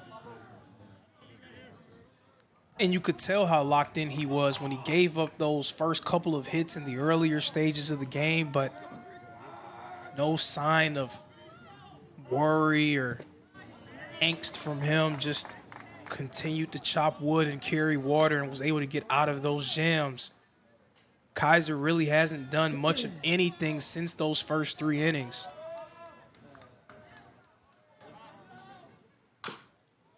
Boy.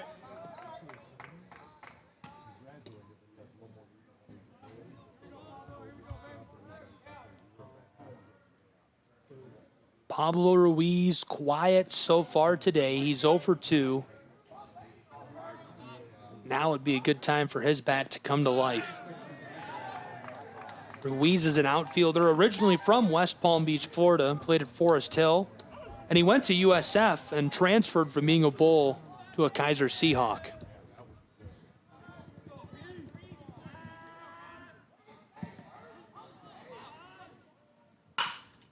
The 3-1 left side, and the play for the single as Kroll extends himself off the base. Ruiz couldn't make it. I love the hustle play. Got that in the right spot, just not quite the timing he needed.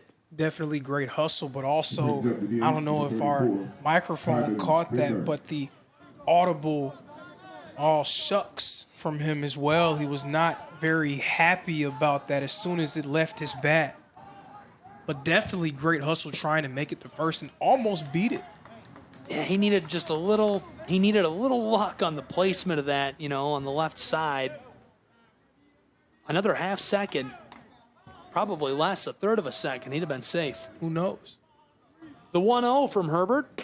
Big swing for strike 1. Simon Grinberg, the DH at the plate, 0 for 2 today. So now at this point in the game, your team trailing and also kind of seems like you're fading away a little bit. Grinberg, left side, that's a little bloop into the edge of the outfield, and he is on the bag over at 1. 1 down, 1 on board for the Kaiser Seahawks. And at a crucial time, as you're talking about that right now, Kenny DiClemente next at bat. 258 average, 34 hits this year, 33 RBIs. And that single was just what the doctor ordered for the Seahawks. It seemed like they were fading away a little bit. When you talk about one team rising to the occasion, the other one sort of falling a little bit, fading away. That's what we were just seeing with Kaiser. Grinberg keeping the Seahawks in the fight. 1 down, that one's low into the turf.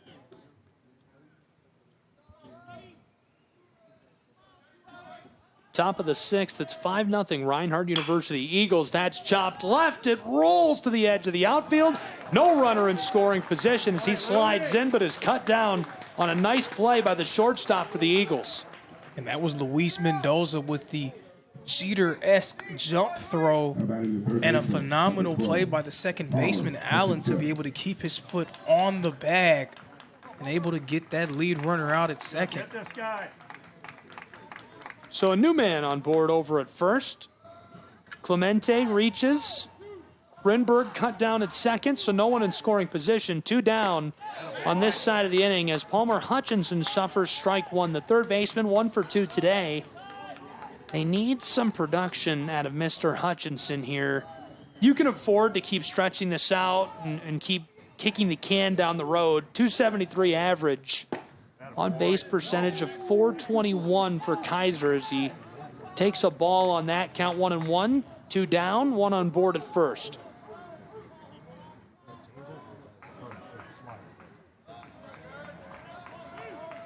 Long way from the finish line, but some action here would really help Kaiser. This is up the line, left field. He's racing down towards Kroll and does not win said race, as we'll take a break and be back in just a moment at Ken White Field in Waleska, Georgia.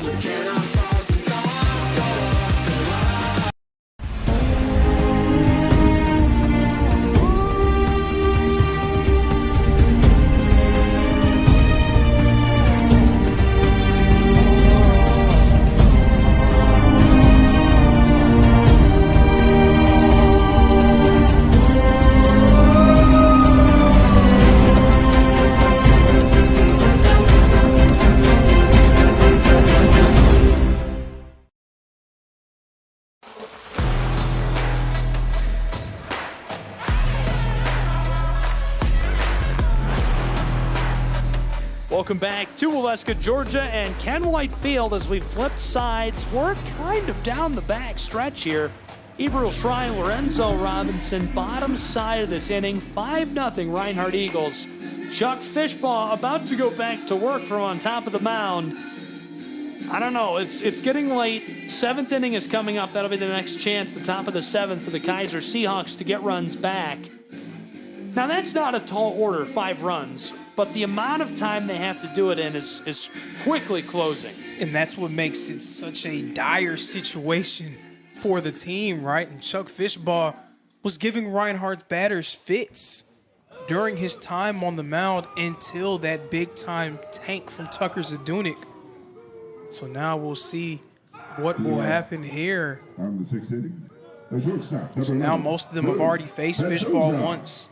So are they a little bit more comfortable facing off against him and his unique delivery? Well, speaking of tanks, this guy has been a tank this year and hit one earlier already. He's 1 for 2 on the day with a ribby.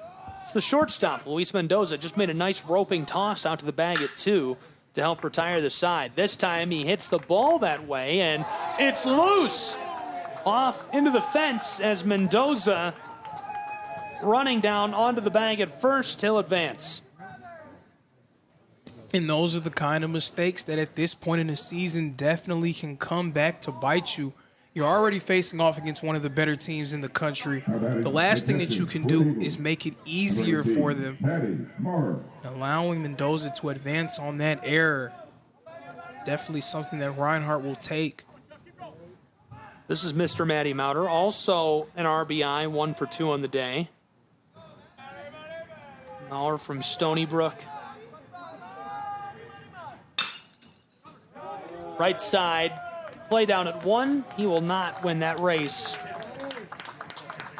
The tag, and he advances a runner in prime scoring position over on 3.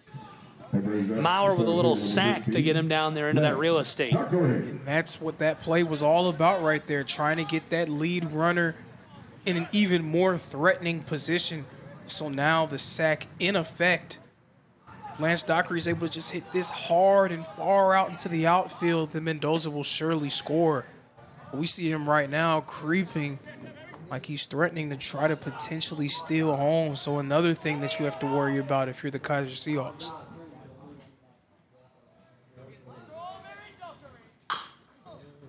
This one chopped to the left, going foul.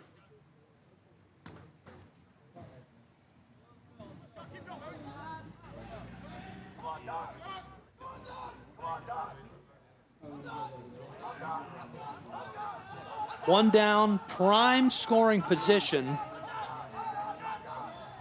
The 1-1 holds off, wanted all of that.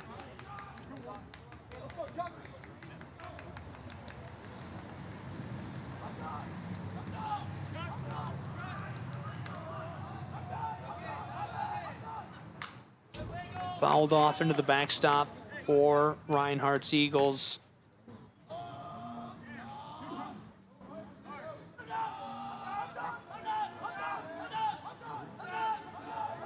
And if you're Fishball, you can really help yourself here by retiring Dockery.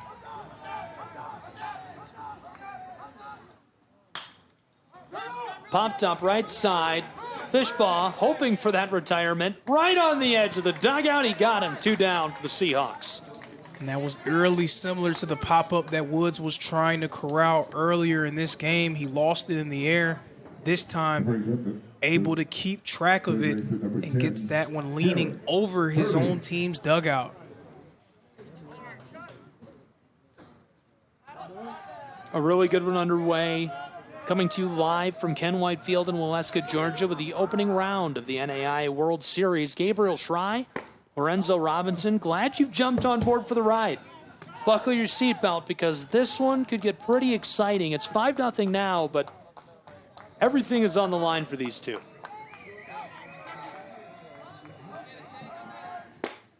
Big swing. Strike one, count 1-1. Runner on board and scoring position at 3.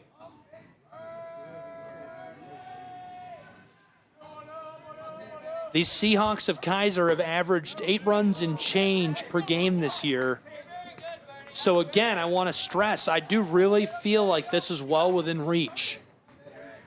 It absolutely is well within reach, but you can't allow Reinhardt to tack on any more runs to their total. Already ahead by 5 runs. You give yourself a really good chance if it stays right here, right? If you're down by 6, 7, 8 runs or even more, you really make it difficult for yourself, especially with just 9 outs left to work with. Left side, fouled off. Count remains 2-2, 2 down. And to that point, not only could Reinhardt extend their lead and put this on the top shelf out of reach, Andrew Herbert's ERA is the number 2 ERA in America at 1.71. We've seen him pitch 120 in a game before. He'll be looking to close out this opening round matchup against the Seahawks. As right now, Fishball looking to retire the side. 2 down, 1 in prime scoring position. The payoff pitch, left side, right up the line, it goes foul. Mendoza's the man who's standing on the bag at 3. Taking his cuts is Jarrett Burney. Burney is 0 for 2 on the day. Came from the Bulldogs of North Gwinnett High School. He's a senior, and his average this year, 379. Popped up, right side, trending foul towards the dugout. This could retire the side, and it does. Well played by the Kaiser Seahawks. We'll see if they can capitalize as we flip to the top of the 7th at Ken White Field.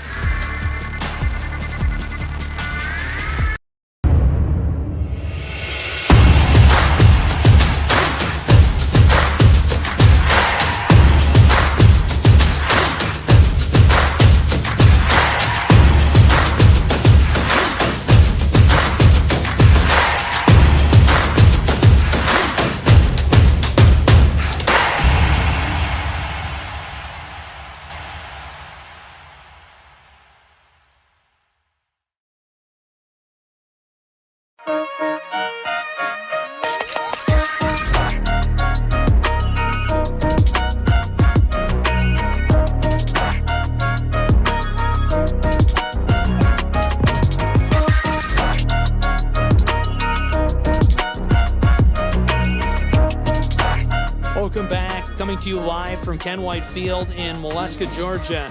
The beautiful campus of Reinhardt University. We're glad you're here with us. I'm Gabriel Schrei, Lorenzo Robinson alongside me. What promises to be a really thrilling conclusion. Kaiser Seahawks, Reinhardt Eagles. Both have had a really nice year.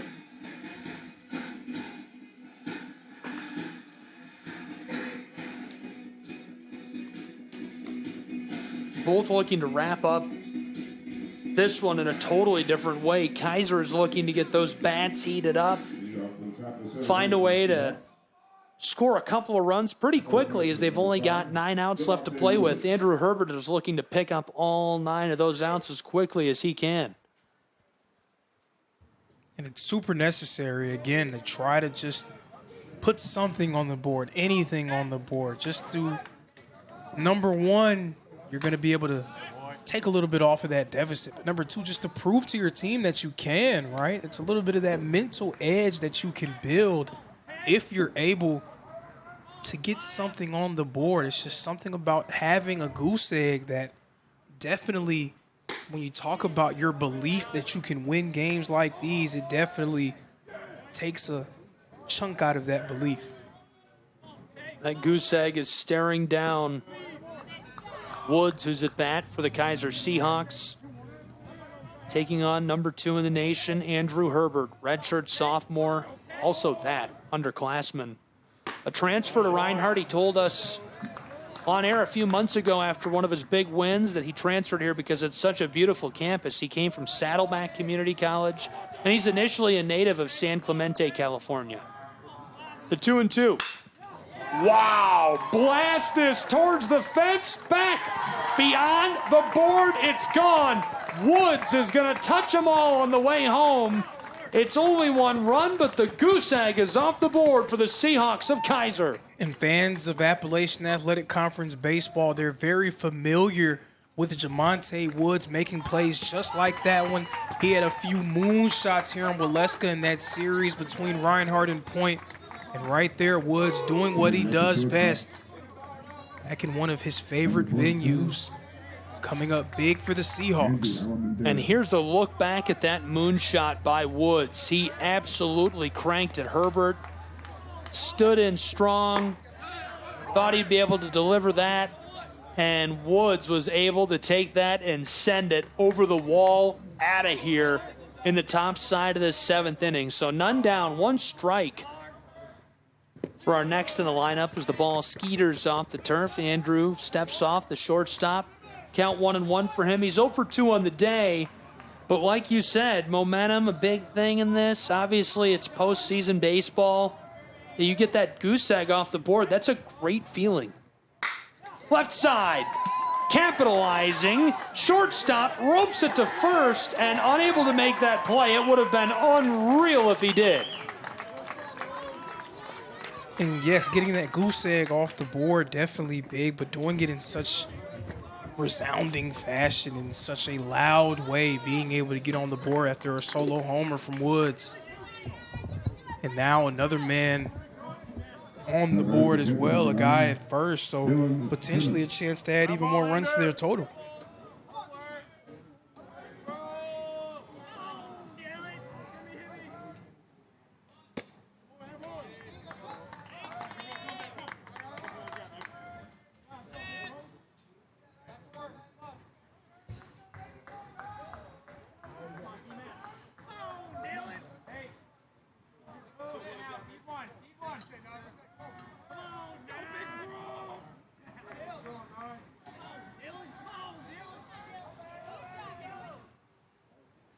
Showing bunt, this to the right side, and cuts him down at first.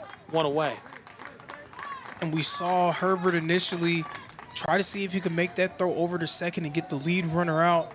Instead, just takes that safe put out at first. Number 3, Cam Derriere.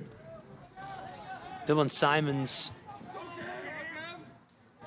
Get out of there. next in the order for the Kaiser Seahawks. 1 on board and scoring position out at second in the top of the 7th inning.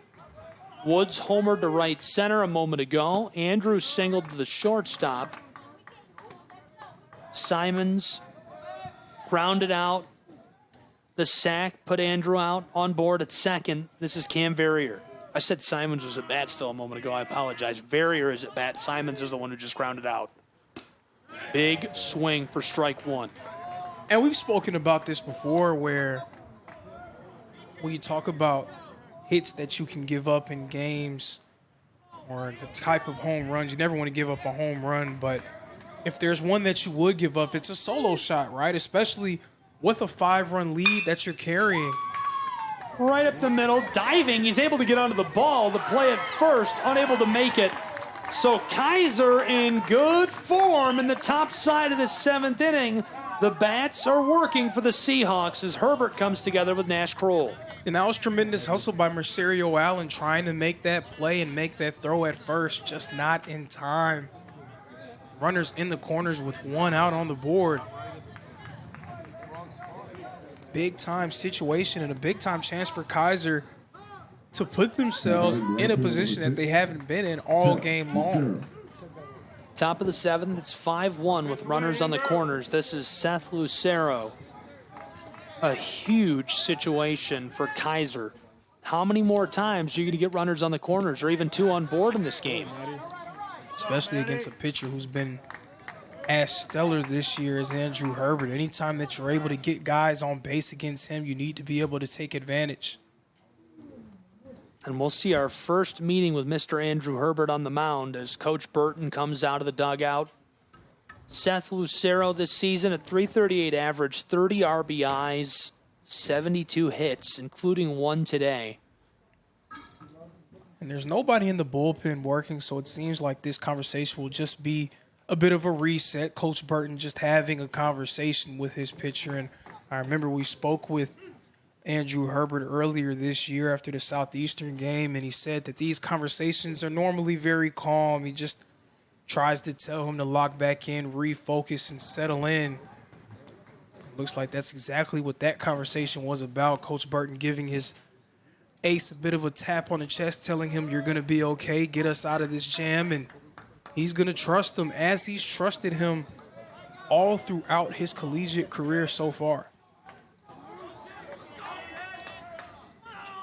Brooke Fordyce watching that meeting from the opposing dugout for the Seahawks. He's had a nice career, over 200 wins with Keiser University. Reached the World Series back in 2021. Reached the regional in 2022. Back in it this year and looking to make it all the way. The 1-1 pitch is outside for a ball. 1 down, runners on the corners of the Keiser Seahawks. And this is, don't mistake this, folks, this is a prime opportunity for Kaiser. 1 down, top of the 7th, runners on the corners. Lucero holds off. 1 for 2 on the day. 30 RBIs this season. 3 here would put us into a tight ball game down the stretch. It would make it 1 run separating these two. Lucero tries for the moonshot, and it fills our account with strike 2.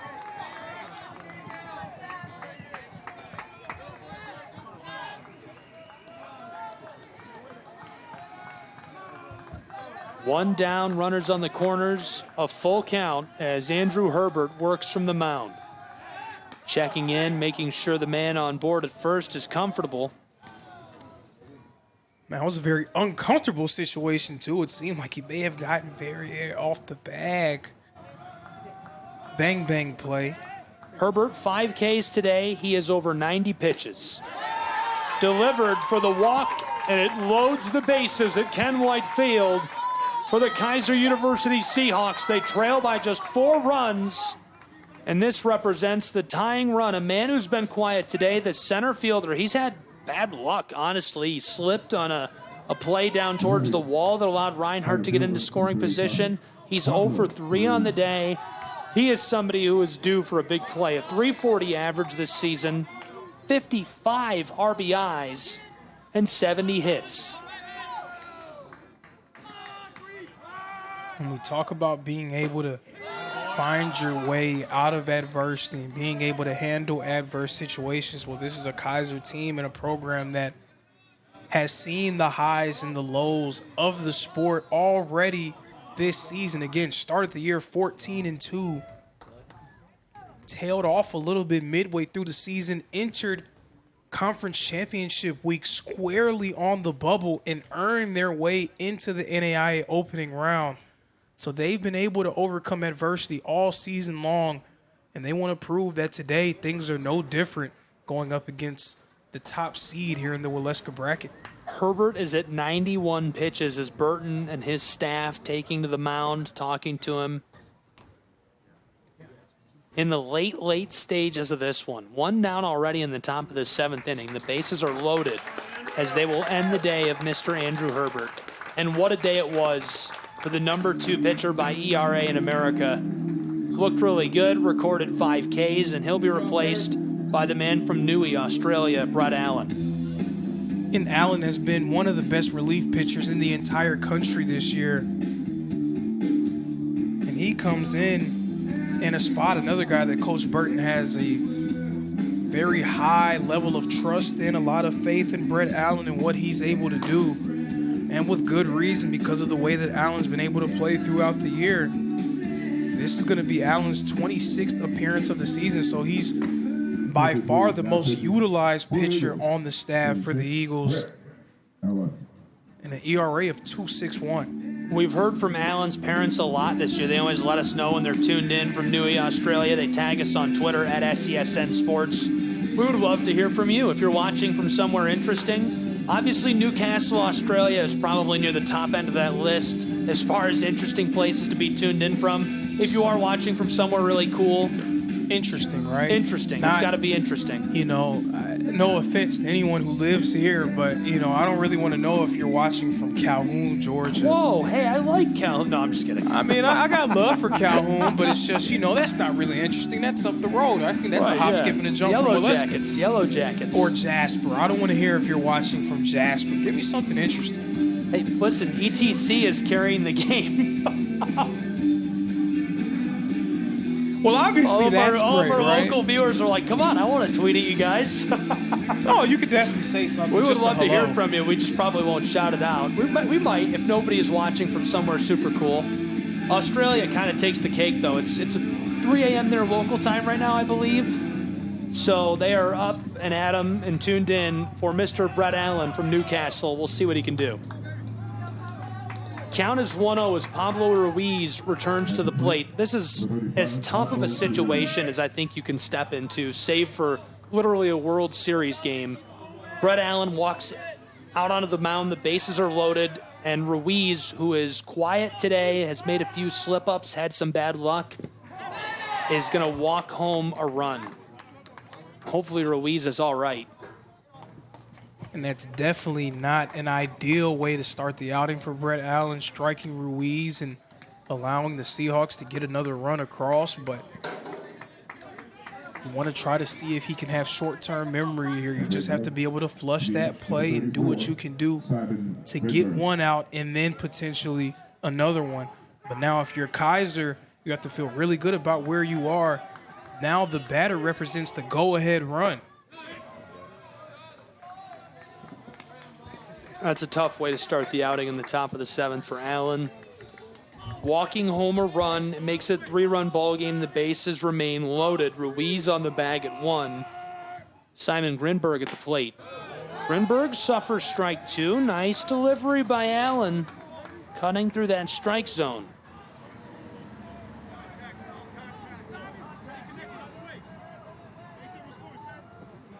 Brett Allen with 1 down, bases loaded. Staring down Grinberg. Here's the 0-2 pitch. Big swing, and now 2 down as Grinberg can't get the barrel of the bat onto the ball. He's back to the dugout. That was crucial there. That eliminates the sack as an option for Kaiser. Come on, Don. 5 home runs this year, 33 RBIs, 34 hits, and an average of 258 for Kenny. He takes strike 1. Allen off to a hot start. They bring in the closer. Accidentally hits Ruiz, who was at the plate, and sends him up to first, walking home a run, but now looking good. Top of the 7th, 2 down, and that retires the side. What a play. Brett Allen goes to Nash Kroll. We flip. Bottom of the 7th coming at Ken White Field. Go nowhere. We'll have it. ETC SESN.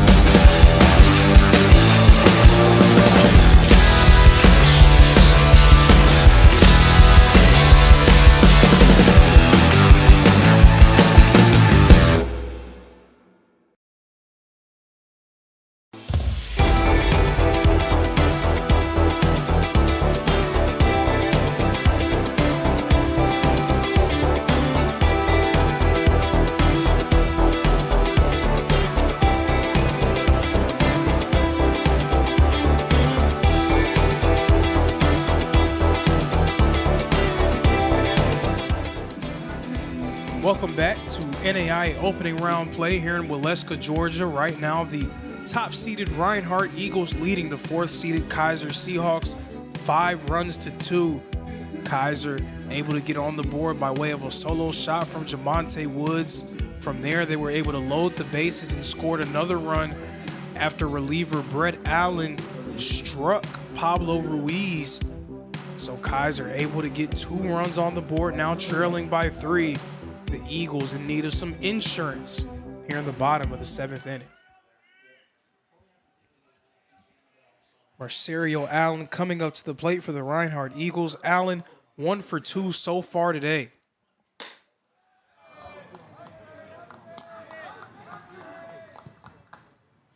Fishbaugh has been electric since coming in. Only 1 K, but he's getting the job done. It's really cooled things off in this 3-run ball game. And it just seems like the unique arm slot and the unique delivery that he has kind of provided a riddle for Reinhardt, and they're trying to figure out the best way to solve it. No one has really been able to do it other than Tucker Zunic.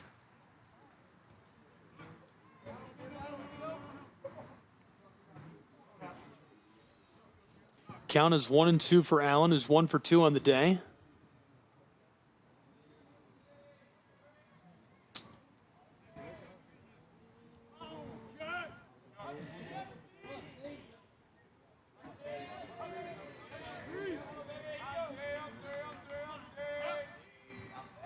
Here's the 1-2 pitch. Big swing, and that going to send him back to the dugout as he strikes out. So now with Nash Kroll coming up to the plate, a little bit more pressure on the side of the Eagles, right? You know, they're leading by 3 runs, so they have to feel confident and comfortable about where they are. But with that being said, you don't want to put yourself in a position to where you're clinging to an advantage. You want to be riding high going into those last 2 innings. You cannot feel comfortable with a 3-run lead, especially against a team that has been as consistent offensively as Kaiser has been all year long. As much as it felt like Reinhardt was due to make something happen, it also feels like Kaiser is due for something as well. And Kroll already behind on the count, 0-2.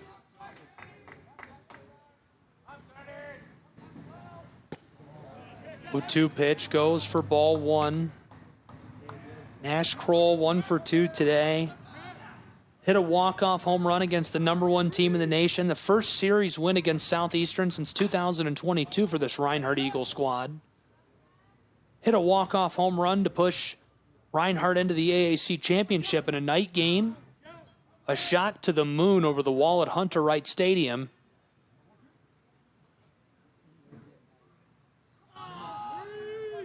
Right now battling to bolster the lead of the Eagles. The Kaiser Seahawks were able to get that egg off the board. Fouled off right side, and he stays alive as it goes up into the twine.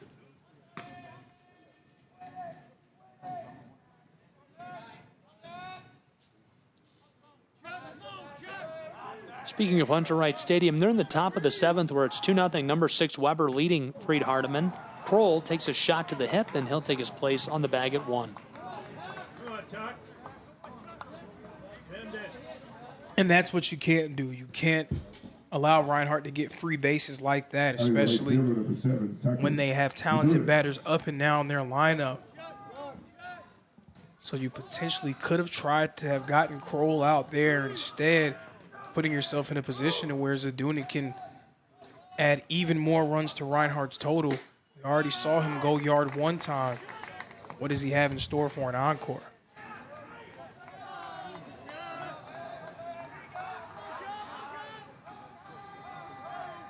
Suffered strike 1. Here's the 0-1 pitch with 1 away. Strike 2 right away for Zunic as that catches the edge of the strike zone.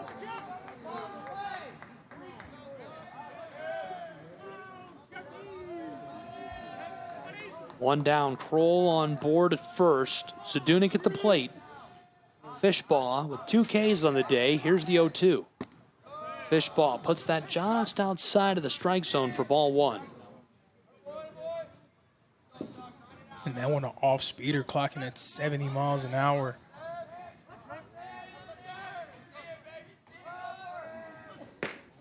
Zunic is from High River, Alberta, Canada. Boy, tack. It's 2 takes in a row from Zunic. I would definitely expect him to swing here in this 2-2 count. Big swing. Sends him back to the dugout. 2 down now for the Kaiser Seahawks. Now batting the DH, number 8, Dylan Lewis. And Reinhardt's very capable of being able to get themselves out of situations, and Brett Allen has been one of the best relievers in the entire country throughout this year. But you put a lot of pressure on Brett Allen if you're not able to string at least one insurance run on the board, or maybe even string a few together. You're putting a lot of pressure on him to keep a 3-run advantage against one of the best offensive teams in the country. Big time swing by Mr. Dylan Lewis for strike 1. Count is 1-1 with 2 away. Kroll, who is from Nova Scotia, that's Canada, over on the bag at 1.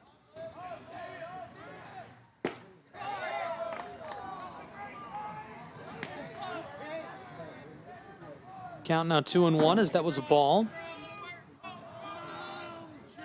Yeah, I mentioned earlier 8.2 runs per game this season for the Kaiser Seahawks, as that one rattles all around off bodies. Umpire's clean.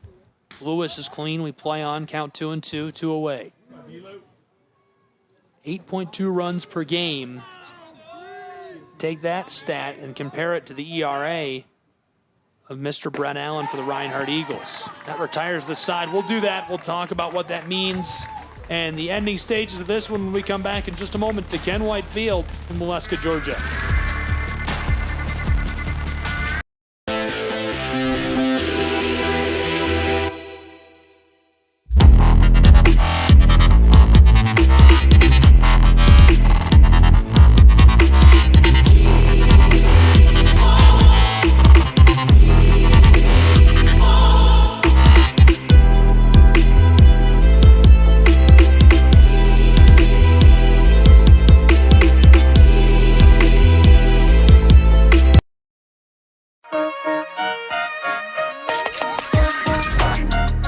Welcome back to Waleska, Georgia, home of the Reinhardt University Eagles, who are hosting this opening round of the NAIA World Series. One of a handful of sites, including Kingsport, Tennessee. Excited to be bringing you all of the action. We're into the late stages. The host team, Reinhardt Eagles, are leading by 3 runs over the Seahawks of Kaiser. I'm Gabriel Schrei, Lorenzo Robinson here with me. We're glad you're with us. We're into the final 2 innings of play, Lorenzo. We are, and I had a lot of boxing references when we were in the conference tournament, but the championship rounds are upon us. The 8th and 9th innings, Kaiser down to their last 6 outs, trying to find a way to string together some runs and get themselves back into this ball game. But we'll see if Brett Allen can hold them at bay. Allen, the delivery, that one is low for strike 1. So this season, Brett Allen has been a great reliever, 25 appearances. This is his 71st inning pitched. His ERA through all those appearances, a 2.61. Now that stat pairs up, interestingly, not only with our score, which it's a 3-run differential, 5-2, Reinhardt leading, but also the 8.2 runs per game scored by the Kaiser Seahawks this season through 53 played. Fouled off again. Keeps him alive, strike 2. But I think that's why you have to love postseason play, right? You talk about all these teams across the country that don't really play each other throughout the year against their respective schedules within their conferences. They are among the best teams in their conferences, and they put up these grand numbers and great stats. And eventually they're going to come face-to-face with someone that has done just that where they're from. So one of the best in the Appalachian Athletic Conference, and Brett Allen going up against one of the best lineups from the Sun Conference in Kaiser. It doesn't really get much better than that. The 1-2 pitch.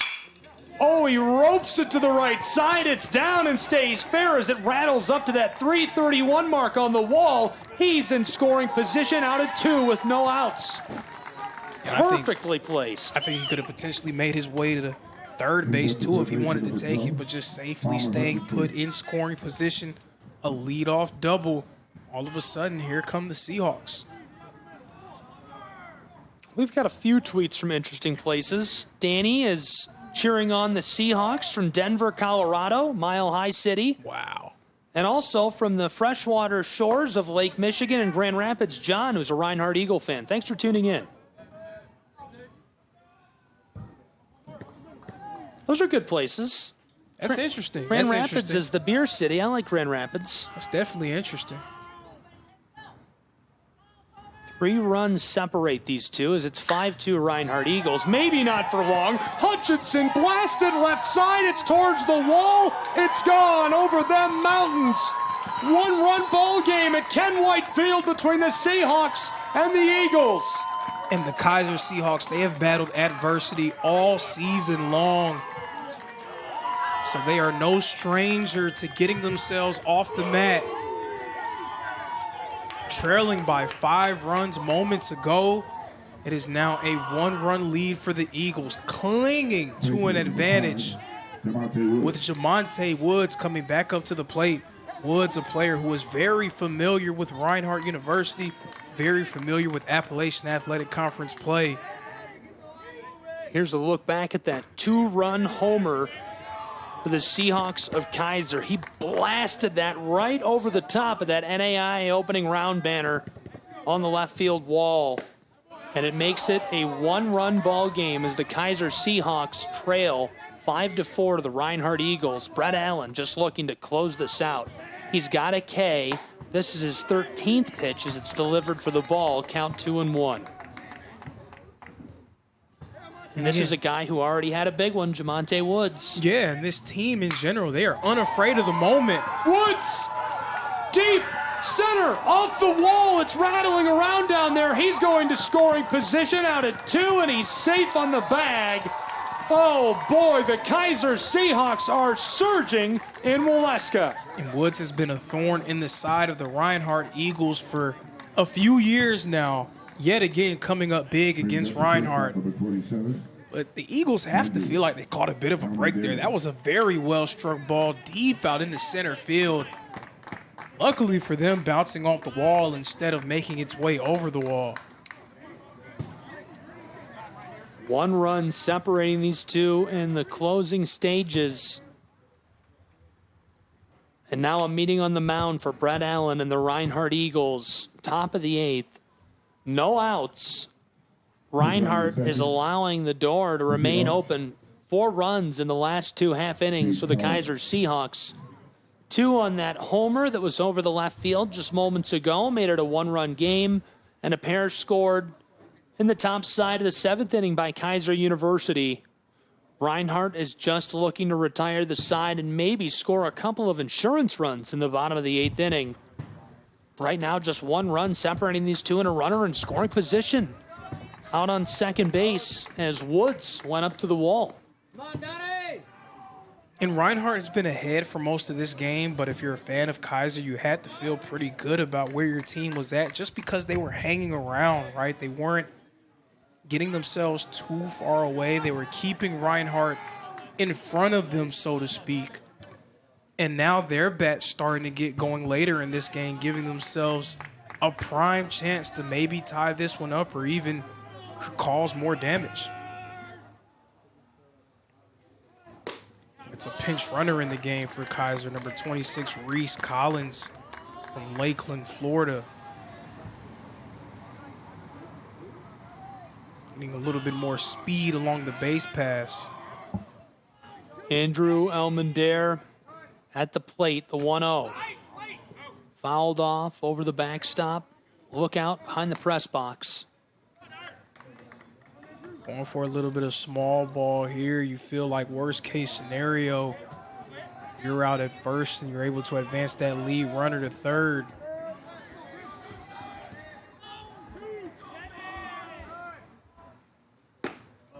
Showing bunt on the 1-1. He pulled the bat back for ball 2. And now is Allen kind of anticipating that and trying to throw around it? Does that change the way that you locate your pitches during this AB?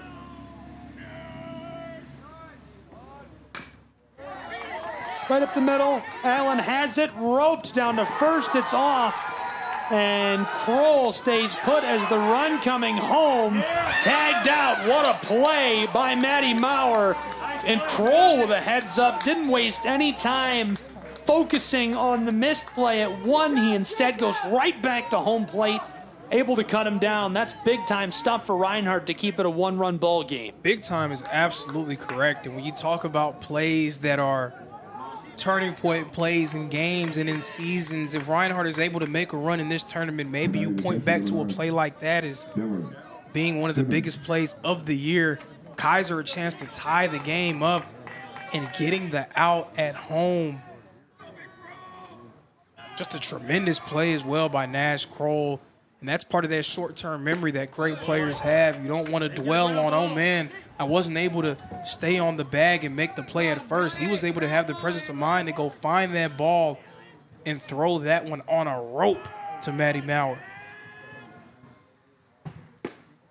The 0-1 pitch delivered. It goes low outside of the zone for the ball. One away, one on board for the Seahawks of Kaiser. Checking in at Hunter Wright Stadium in Kingsport, Tennessee, another nearby host site. 3-0, number 6 Warriors leading Freed Hardeman's Lions. They're into the top of the 8th inning there. You can watch that on SCSN as well. Steve Wilmoth on the call. Local radio legend for Tri-Cities Radio. We've got a one-run ball game into the very closing, tight stages of this one. Oh, boy, he pulls off. Ump says that's a strike. Count 2-2. And if you're Brett Allen, that has to help you breathe a little bit easier, right? Not having a runner in scoring position in a threatening spot. So now maybe he can just settle in a little bit on the mound. And Simons, left side of the mound, scooped up, and a throw down to first, taking his time before saying he's down. 2 away, 1 in scoring position, out on 2. 1 in scoring position, but Allen can get himself out of this jam by just getting the batter out at home. Big time situation here. Kaiser trying to keep the inning going, and a base hit for Kaiser likely brings in another run. Top of the 8th inning, the opening round of the NAIA World Series. This host site, Waleska, Georgia. Thanks for being with us. Anyone just joining us, our simulcast today to terrestrial television, ETC3, which is LJ Telephone Company. Thank you to them for being a great partner for Reinhardt University's Eagles. And also across the SCSN digital platforms and the Reinhardt University Eagles YouTube channel. Gabriel Schrei, Lorenzo Robinson, 5-4 Reinhardt lead. Top of the 8th, runner in scoring position on 2. This is Cam Verrier, who's 2 for 3 today. And now the 0-1 pitch with 1 away. Popped up, and this is going to go foul to the left over the top of the dugout safely for Verrier. It seems like every time that Reinhardt and Kaiser, these two institutions, lock horns and NAIA playoff or postseason play across all sports, it always comes down to the wire.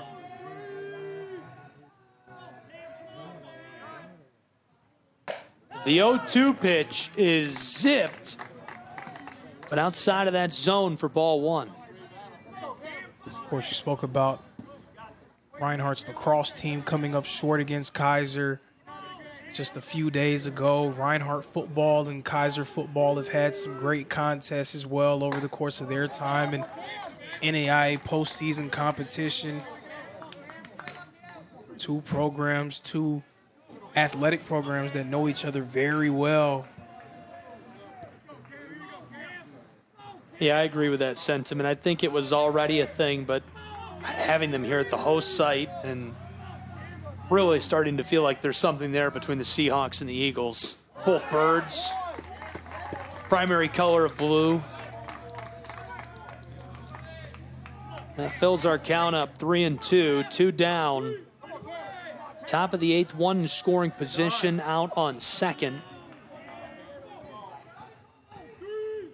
Here's the delivery by Allen. It's tight and low and sends him down the line. A bad time for Reinhardt's Eagles. Perfect scoring opportunity laid out in front of the Seahawks of Kaiser. Cam Verrier now on board at first. Right fielder, number 6, Seth Lucero. And that was a phenomenal AB from him. Very patient, working himself from being behind in the count, getting it full, and then being able to have the presence of mind to lay off of that final pitch.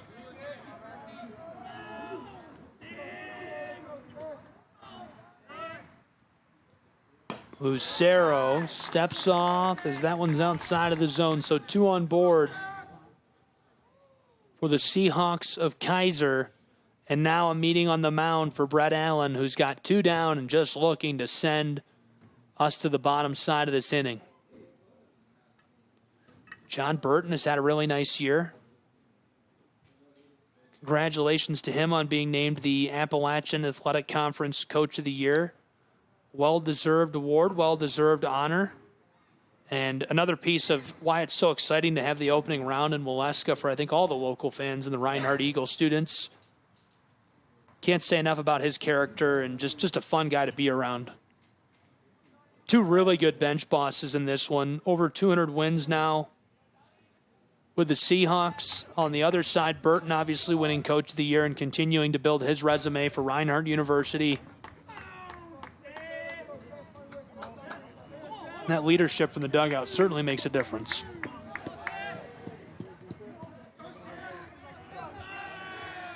Two down, 2 on board, 1 in scoring position, the 1-0. Strike 1. Seth Lucero, 1 for 3 today. He's been struck out twice, and he is not afraid to get after it. When you look at the bracket, if you just were able to take a gander at it before these games took place, you would look at this Waleska bracket and say that it was one of the more intriguing coming into this week, right? You talk about a team in Jessup finished 12th in the final NAIA top 25, a team that was vying for one of those final 1 seeds. Point Park, a team that has 41 wins on the year. They've been phenomenal all throughout this season. And Kaiser, who has been able to play their way into the tournament. Well, that retires the side as he gets after it. 1 run separating the Eagles of Reinhardt University and the Seahawks of Kaiser. We'll be back with the bottom side of the 8th in just a moment from Ken White Field. Don't go anywhere.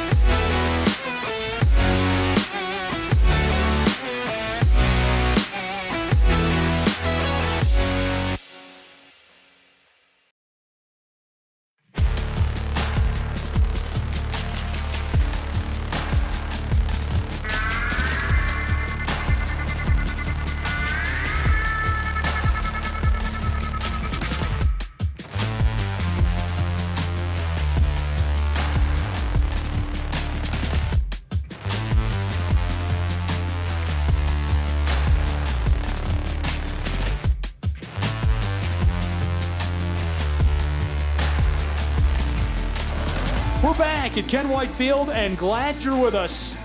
The playoffs are here in full swing, the action and the drama coming to a crescendo. Live from Waleska, Georgia, the campus of Reinhardt University. Gabriel Schrei, Lorenzo Robinson. The bottom of the 8th is now between the Kaiser Seahawks and Reinhardt Eagles.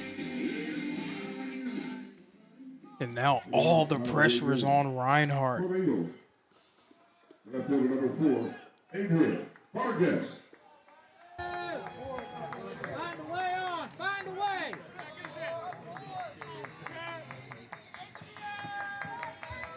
Adrian Vargas, the first to appear at the plate for the Reinhardt Eagles. He's 1 for 3 on the day. And right away, Chuck Fishbaugh delivers a strike. He's got 4 Ks. That was his 61st pitch. Can Fishbaugh close this out for the Seahawks of Kaiser? Fishbaugh, this one is outside of the zone, so the count now 1-1. Eagles in desperate need of being able to add an insurance run to their total. Chuck, the 1-1, fouled off. Strike 2 for Adrian Vargas. It's Kaiser. They've scored 2 runs in each of the last 2 innings. They have 11 hits overall in this game now. So they're starting to get into a rhythm. Their offense is ascending right now, so you need to be able to try to create some distance between yourself and them. But if Fishball is able to hold them at bay, Kaiser has to feel great about the position that they're in going into the ninth. From the mound, Chuck, the 1-2. Vargas moments ago fouls off left, stays alive. That's ball 2. Count is 2-2. 1-run ball game in the bottom of the 8th as Fishbaugh delivers this on the edge of the strike zone. Vargas blasts that, it goes foul. He's only surrendered 2 hits ever since he's entered into the game. Only 1 earned run, which came from that solo shot from Tucker Zunic. That one very nearly striking Vargas. Good on him for being able to get out of the way.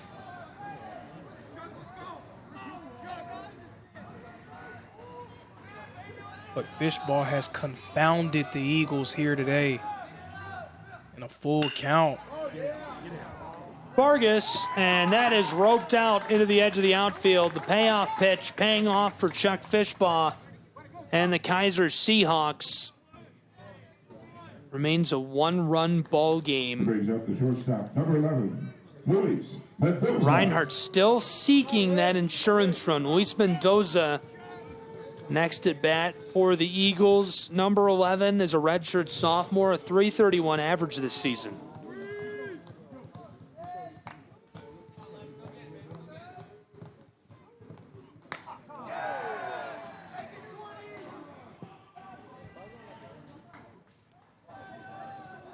Mendoza walking up that line, and he will take his place over at 1. 1 on board, 1 down. Matty Maurer next in the order for the Reinhardt Eagles. 67 pitches for Fishbaugh. And he just lost a little bit of control over that one. Now Sam Kilgore going in as the pinch runner. But it just seemed like Fishbaugh lost a little bit of control of that one, just lost it in his hand. Meeting on top of the mound here, Coach Fordyce.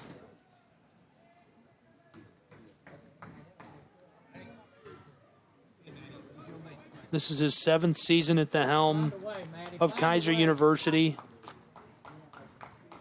Made it to the World Series in 21, the regional in 22.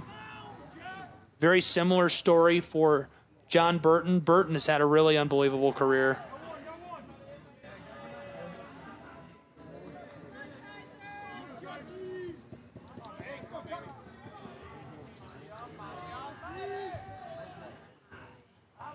One down, 1 on board. Matty Maurer, 1 for 3 on the day. Fishbaugh delivers. Maurer pops it straight up in the center of the infield. And pitcher steps off as third base closes in on it and sends him back to the dugout. 2 down, 1 on board, 1-run ball game. The drama and the tension growing by the second from Ken Whitefield. Hello and welcome to the show. Precisely, and it seems like Coach Burton's going to go with a different look here. The pinch hitter, Will Underwood, will come in, and he's trusted Underwood in situations like these throughout the season. Attention, be please. Now batting for Reinhardt, number 5, Will Underwood. Go, Willie.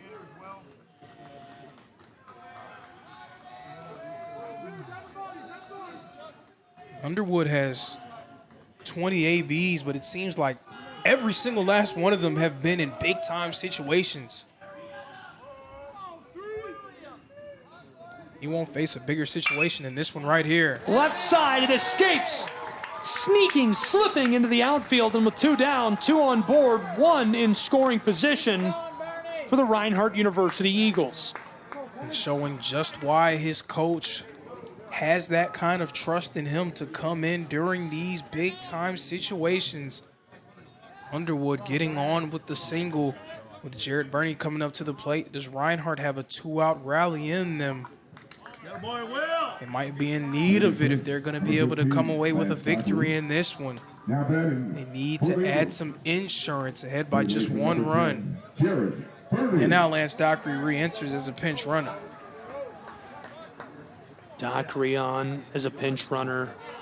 Sam out in scoring position on second. 2 down, bottom of the 8th. Fishball really close to Jarrett Burney, the third baseman, who is 0 for 3 on the day. Burney, number 74 in the nation in stolen bases. One of the most efficient. Burney, a big-time swing, strike 1. And Fishball normally goes on average about 2 innings every appearance. So now, as his pitch count goes up, does fatigue become a factor for him? A bloop for Burney. Here comes the run, and the insurance run makes it 2-run ball game in Waleska, Georgia. 6-4 Reinhardt Eagles with 2 on board. It's something to watch out for, right? Again, Fishball normally about 2 innings per game when he appears. As his pitch count rises, does fatigue become a factor for him? And we see there, giving up and run there. Big-time insurance for the Eagles.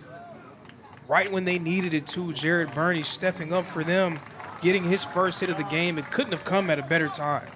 Could not have come at a better time. Makes it a 2-run ball game and makes the situation a really different look down the stretch for both of these programs. Obviously, Reinhardt looking to do anything they can to get 1-2 more insurance runs in the bottom side of this 8th inning and make the top of the 9th a little more definitive for them on the defensive side of things. Fishbaugh, nice outing for the Kaiser Seahawks. Did a lot of work from on top of the mound.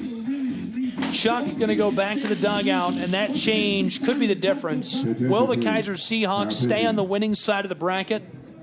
They need to close this out quickly and get 3 runs for the victory in the 9th. That's a tall order. It is a tall order, but obviously one that they're definitely willing to take on. And again, Kaiser has been through the ups and the downs all throughout this season. This is just par for the course for them. They're very confident in their ability to find themselves out of any jam that they get themselves into. Conversely, this is a Reinhardt group that is battle-tested. They faced off against some of the nation's best teams over the course of their grueling schedule. So they know exactly what to do in these late-game situations. It will just be a matter of which team is able to rise to the occasion.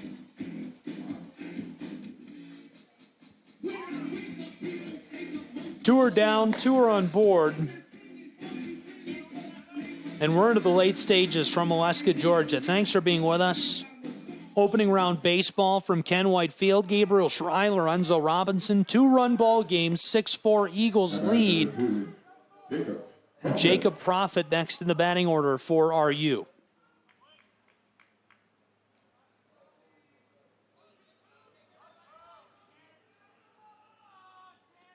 Tanner Goswick from the mound. That had some sauce on it. 2 outs on the board. You just need to get one final out to give your team a chance. Cannot allow Reinhardt to be able to add more to their total.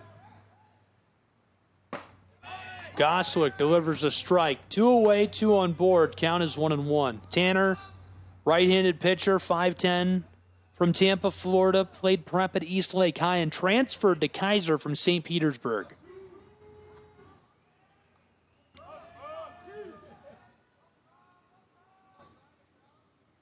Goswick. Oh boy, we've got runners on the base paths as it's a chase over between 2 and 3. Can't escape. Gets hit with a tag, and we are headed to our 9th inning as the drama is on between the Kaiser Seahawks and Reinhardt Eagles. Go nowhere. We'll have it all on SCSN and ETC3.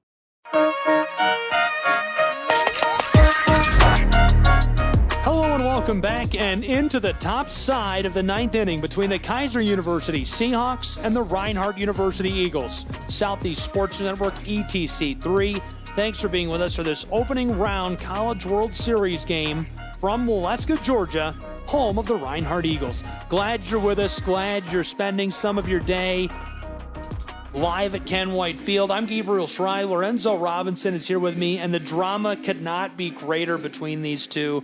It's a 2-run ball game as we enter the top of the 9th. Pablo Ruiz, a man who has been due all day, it feels like. Got hit with a pitch last time he was at the plate. He's 0 for 3, slipped in a wet outfield. Certainly due for some action. There's strike one. Brett Allen looking to do the exact opposite of allow him to get a little bit of bad action. He's got 2 Ks, and he's looking to retire the side as this is roped up the line.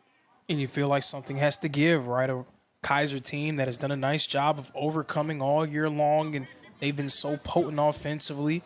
And a pitcher in Brett Allen who has been in situations like these against some of the best in the nation, and he's found his way to the other side. Right side. Fielder tracking it, and this will be the first out of the top of the 9th. Kaiser Seahawks trailing by 2 runs, losing out to play with. Come on, Donnie! Reinhardt advances on in the winner's side of this bracket if they could retire 2 more with no runs scored.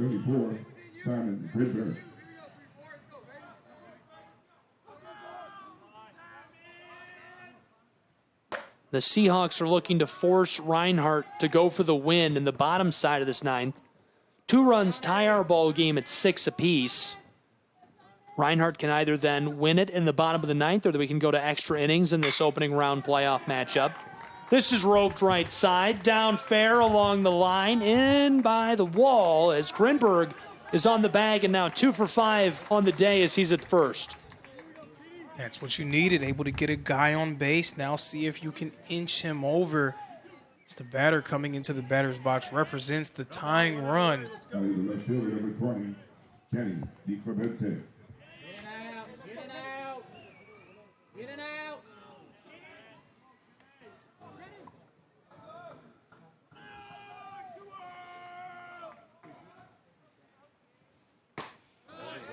This one lasered in for strike one. 1 down.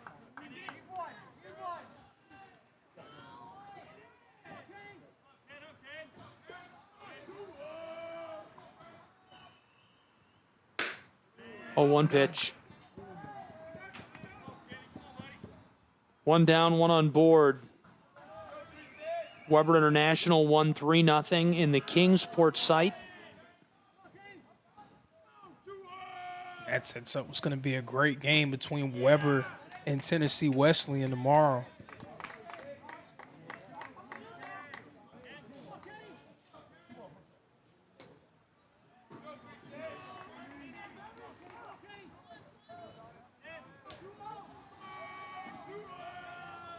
One down. The 2-1 fouled off. It was a home run derby in game 1. Walk me through the winner of that and what you expect them to see out of the winner of this. Well, the winner of that one was Point Park, the 3 seed in this bracket, and they're going to face off against whoever comes out on the other side of this staring contest we have between Reinhardt and Kaiser. I like that. Staring contest. Absolutely, but Point Park was, we talked about Jessup and how potent they are offensively, but Point Park, maybe even more. They came into that game with a .343 batting average as a team.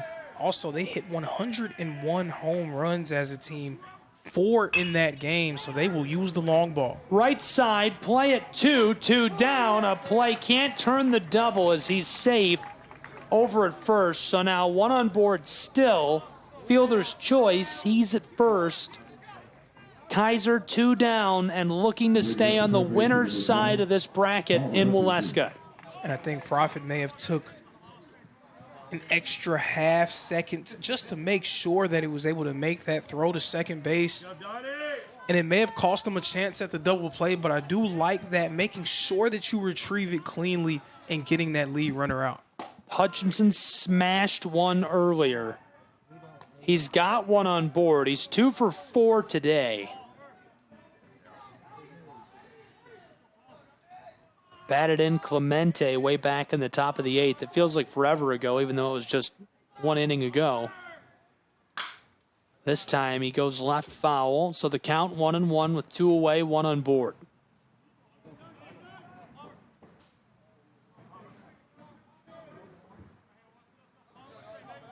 Reinhardt relatively quiet.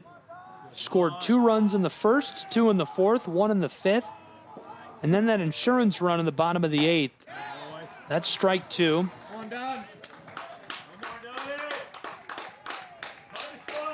All of Kaiser's scoring in the 7th and 8th innings, so they're hot down the stretch.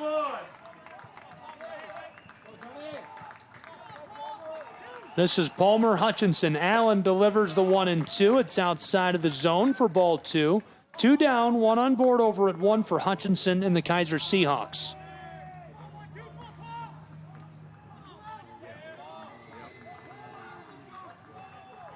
The winner's side of this World Series bracket on the line.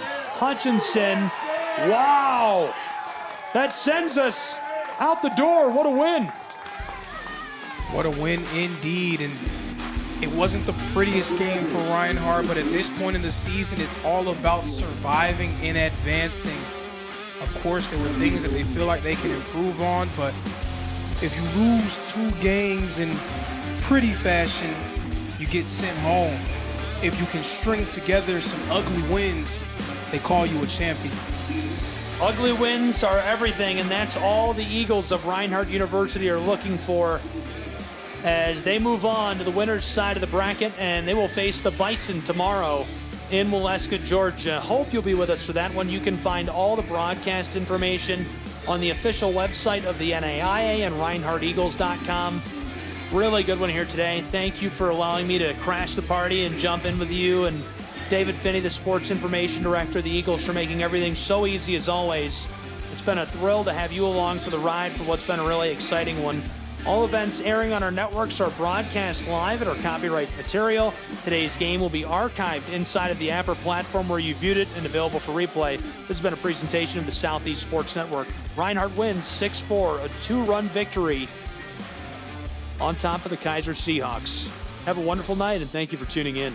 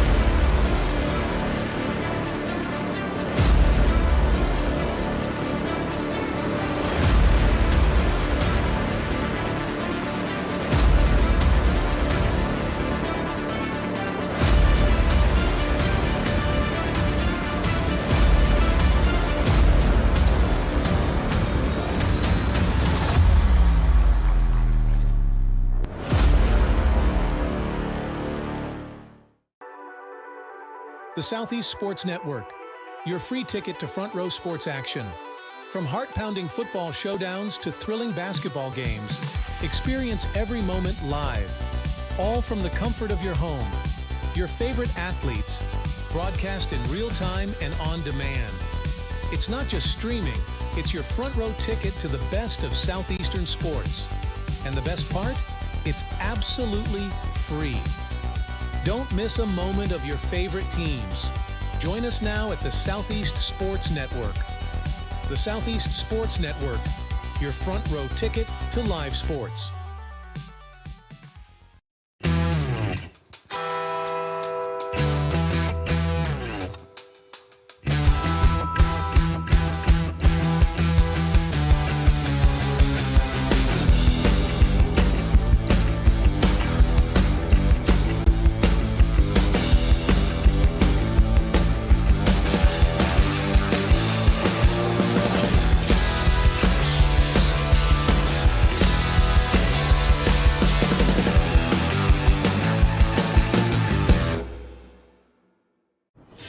The story of the United States has been written for centuries.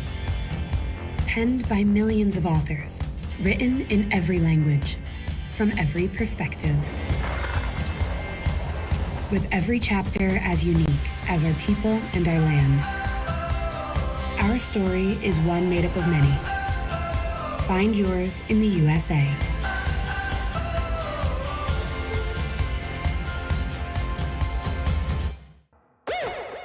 At Schrei Media, we believe in the power of connection, promoting your brand while supporting your community.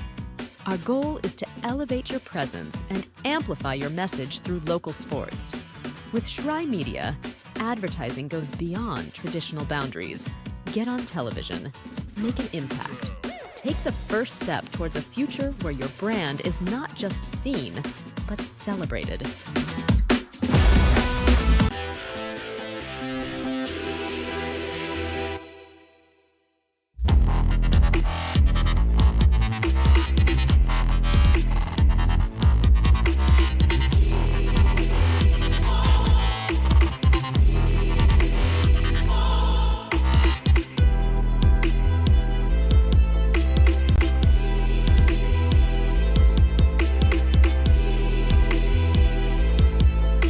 In life, things aren't scripted. If you're an athlete, we need people like you and translate those skills to officiating. You can get a lot out of it. It happens in every town, in every game. We never have a perfect game, but the rewards always outweigh the negativities.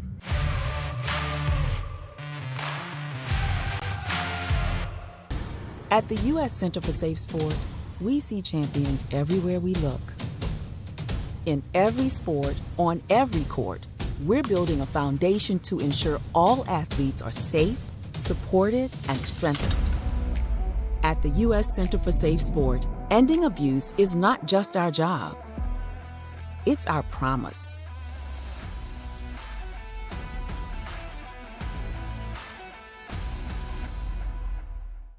A truck is a tool, but a ram is life. Yeah, it's the wipe the sweat off your brow sort of life. But it's also the let's load up the ATV's life. The my kids play way too many sports life. The let's find a secret spot to fish life. That looks nice. Innovations, comforts, and powertrains built to power all the lives you live. Ram. Welcome to the new era of brand promotion. Are you trying to find a way to make a splash? We understand that advertising isn't what it used to be. Things have changed. Advertising is both more dynamic and more engaging. Schrei Media keeps your brand not just seen, but remembered. In a world where staying relevant is key, we are your partners in staying top of mind.